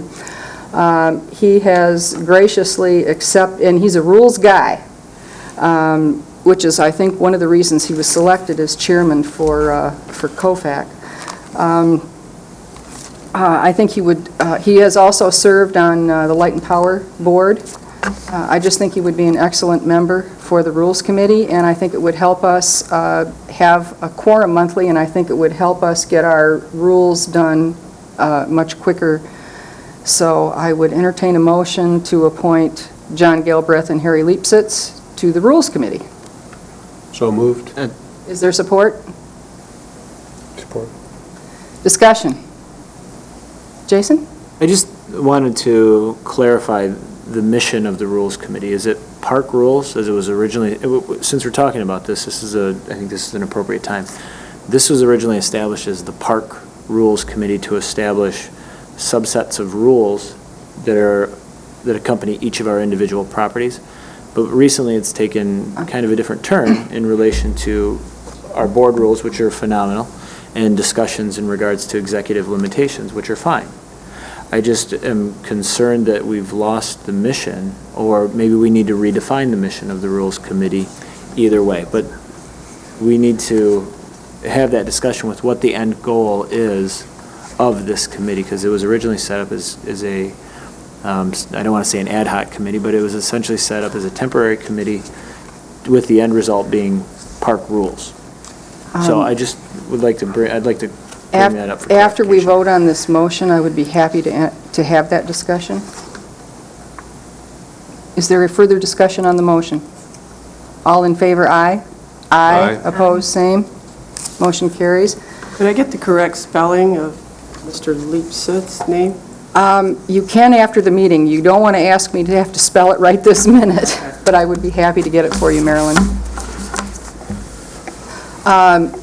Jason would like to add the topic of the charge of the Rules Committee as under new business, so I'm certainly happy to have that discussion. My opinion is originally when it was started, and I made recommendations for the committee as chair at that point, was to come back with recommendations for rules for the various parks, knowing that each of the parks has a different composition, and we had worked prior to that on general rules for all of our parks, but needed to get more specific by park because of the variation of park properties and use of properties.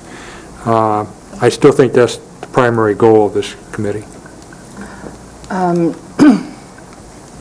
Anyone else?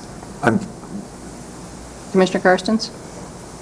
So is your conception of the Rules Committee different than as stated Well, by Mr. Clark? My conception, actually, I don't know that I had an idea for the Rules Committee charge. It kind of morphed when Commissioner Doran joined the Rules Committee, and he came in with bylaws, board rules, for us to adopt, which I have to say, thank you again. They're excellent, and I think they're going to be a huge help for this board and for future boards. So the committee did morph at that point. It did change.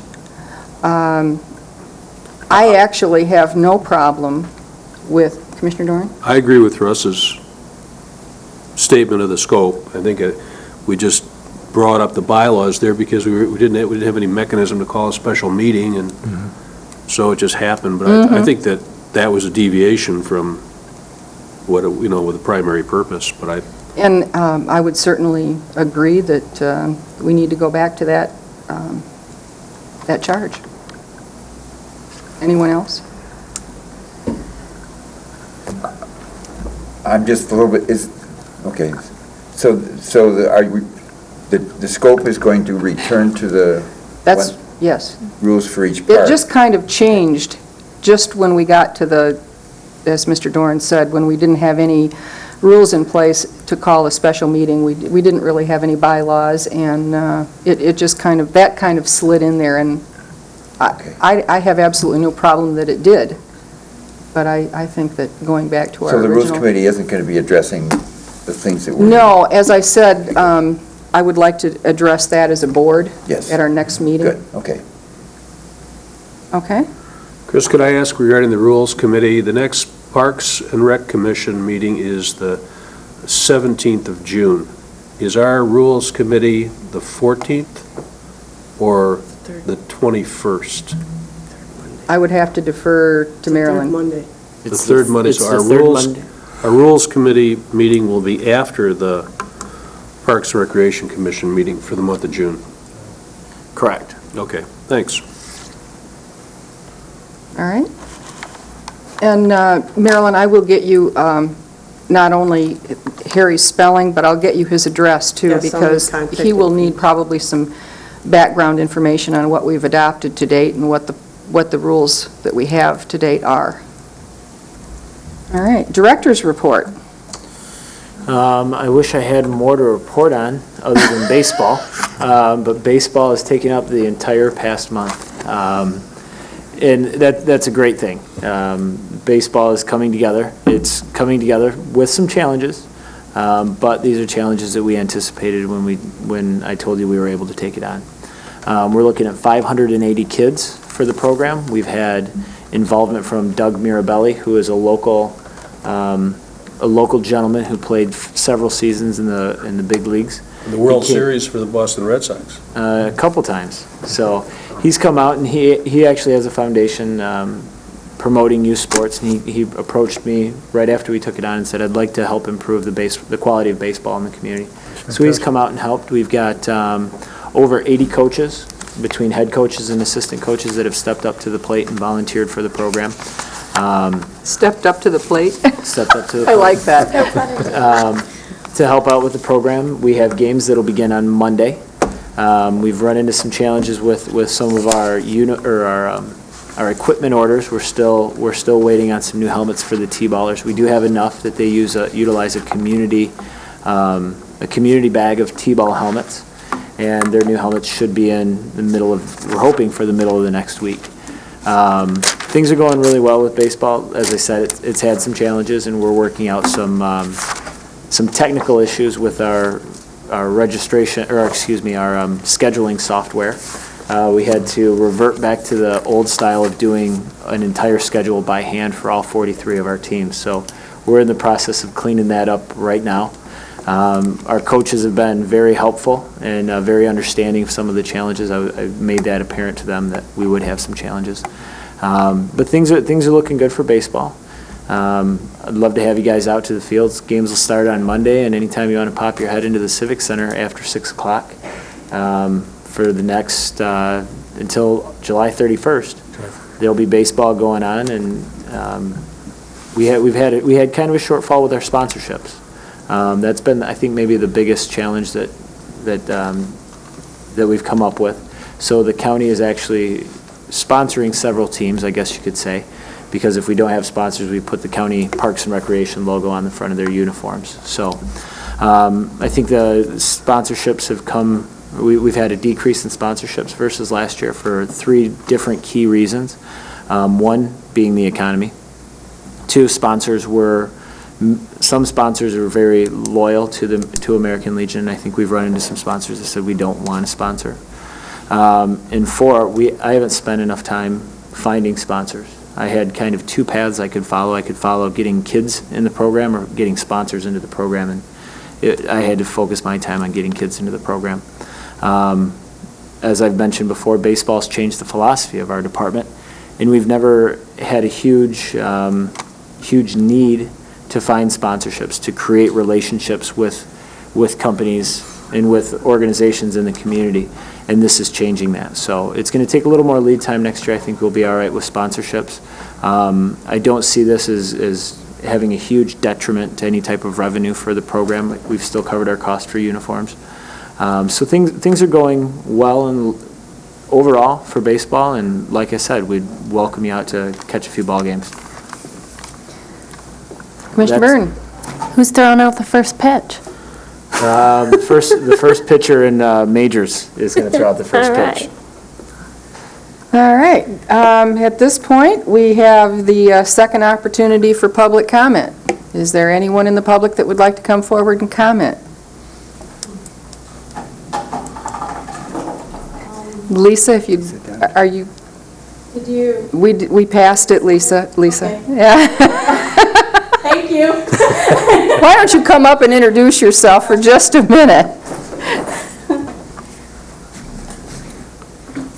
Hi, my name is Lisa Danto. I coordinate the Traverse Bay Area Tobacco Coalition. And Christine's been a member for a while, so that's how I know her. And I'm sorry I had another commitment, but I heard this was on your agenda tonight, so it was the earliest I could get over here. So I heard that you were going to pass it for the Civic Center only, I think, at this point, but the other locations will be considered. So very pleased to hear that it passed, and look forward to, any, actually, what I can offer is if you need any help with getting the word out to the community, that's a role that I can play as a coordinator of the coalition, and I'll certainly let my network know. It's about over 90 people, and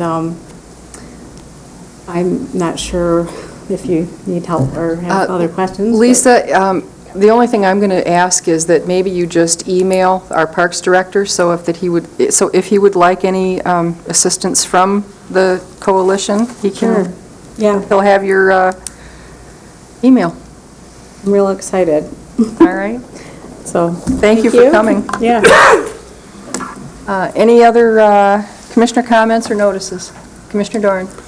Well, I think that it shouldn't go unnoticed that the County Board of Commissioners adopted a new resolution regarding the Parks and Recreation Commission, which dramatically transforms what was just an advisory body into a real commission with authority to buy property, accept gifts, sign contracts, build roads.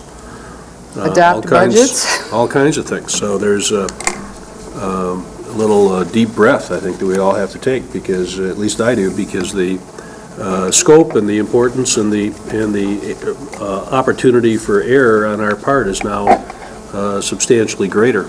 So I just wanted to maybe ask Chris to thank the county board for this trust. Commissioner Clark? I would just like to enlighten the board on the fact that the federal monies that are used for Parks and Recreation acquisition and development through the Land and Water Conservation Funds, President Obama increased by 20% nationwide. And the other source of income, and that's administered through the state DNR.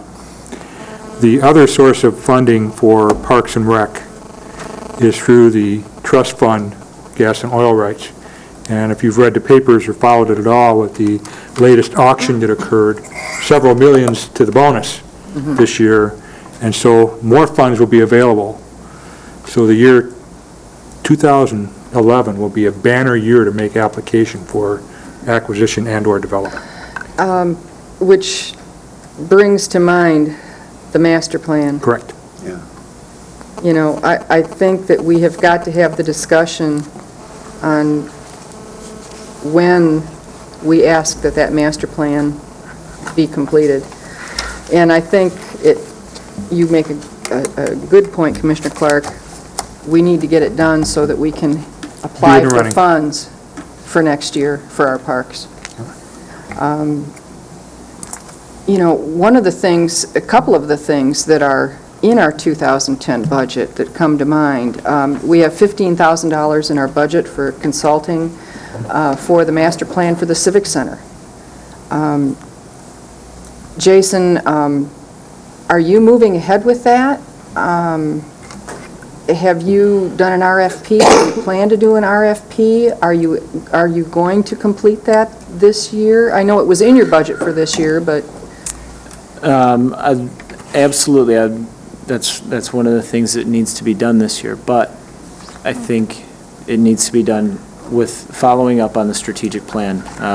One of the goals as wordsmithed by the ad hoc committee for our strategic plan was to maintain a comprehensive guide to parks and recreation opportunities in Grand Traverse County, which would be incorporating master plan to to the Civic Center, as well as a DNR guide to our entire parks and recreation inventory, are both items that would fall well within this. Right now, we have to focus on baseball to have this program running, and this is something that we needed to take on to change the future of our department, but it's also something that's taking up 100% of my time at this time. one of the concerns I have as a county board member, and I'd like to share it with the commission, is as I've said ad nauseum, you know, we at the county board level are faced with a $2 million hole. And I don't see anything, any other avenue other than to look at departments and ask for reductions. So I do have a concern, you know, that we need to get some of the master planning done so that we can get additional funds in 2011. And I think that what I would really hope that this board will do is support that those funds stay in the budget for 2010. Those funds being? The funds for master planning, for the Civic Center Right, master plan. I just think that that's extremely important. And I also am going to say, and I know you will, Jason, because of course the strategic plan is going in that direction. I think we have to look at funds for master plan, for the updating of the entire master plan so that we get funds in 2011 that are available to us. Jason? I strongly support that because of the additional funding that will be available in 2011. The most efficient way possible, and it may cost some money, is to wrap our master plan up. We have a good portion of the text. It's just a matter of combining that document on top of the other projects that we've got within our department. By no means am I trying to shirk responsibility, but we've got a lot of projects that the commission wants to see completed. This is a major project that now I think should move much higher up the priority list, considering the extensive amount of money, the additional money available in 2011 for parks. Commissioner Clark? I fully agree, and I would like to suggest perhaps Commissioner Maxbauer and myself sit down and brainstorm some strategies on how there are different ways of developing this master plan. I do that professionally, and so I would like to offer some suggestions.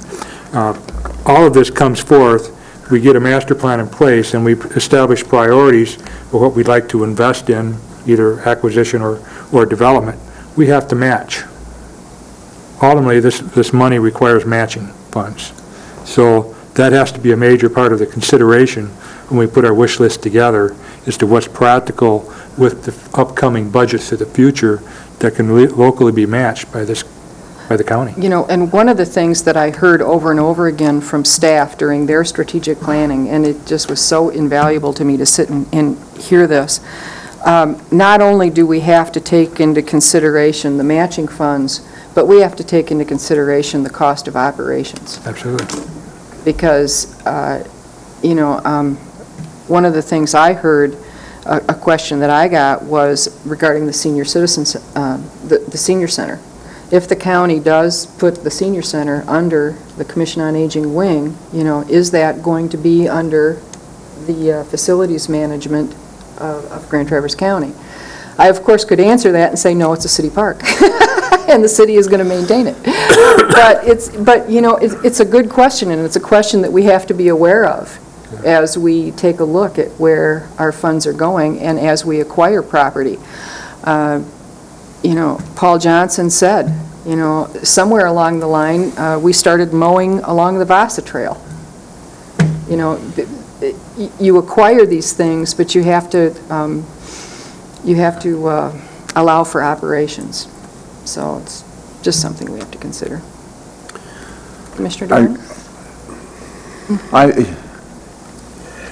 Anyway, someone here made the remark that money for parks and what have you is increased by 20%. Federally. But it just seems to me, are you sure that access to these funds, at least for the next few years, are going to absolutely require matching funds? Because it seems to me that the only parts of the country that are going to profit from this are the ones that are already not in trouble, and that doesn't.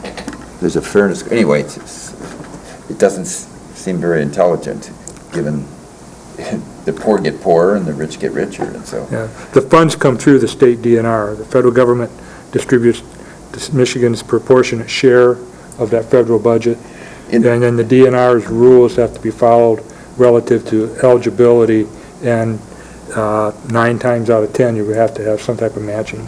Yes, I know that has been true in the past, but given the depression. Right. Anyway, let's hope. Doesn't make sense. Commissioner Doran, did you have something?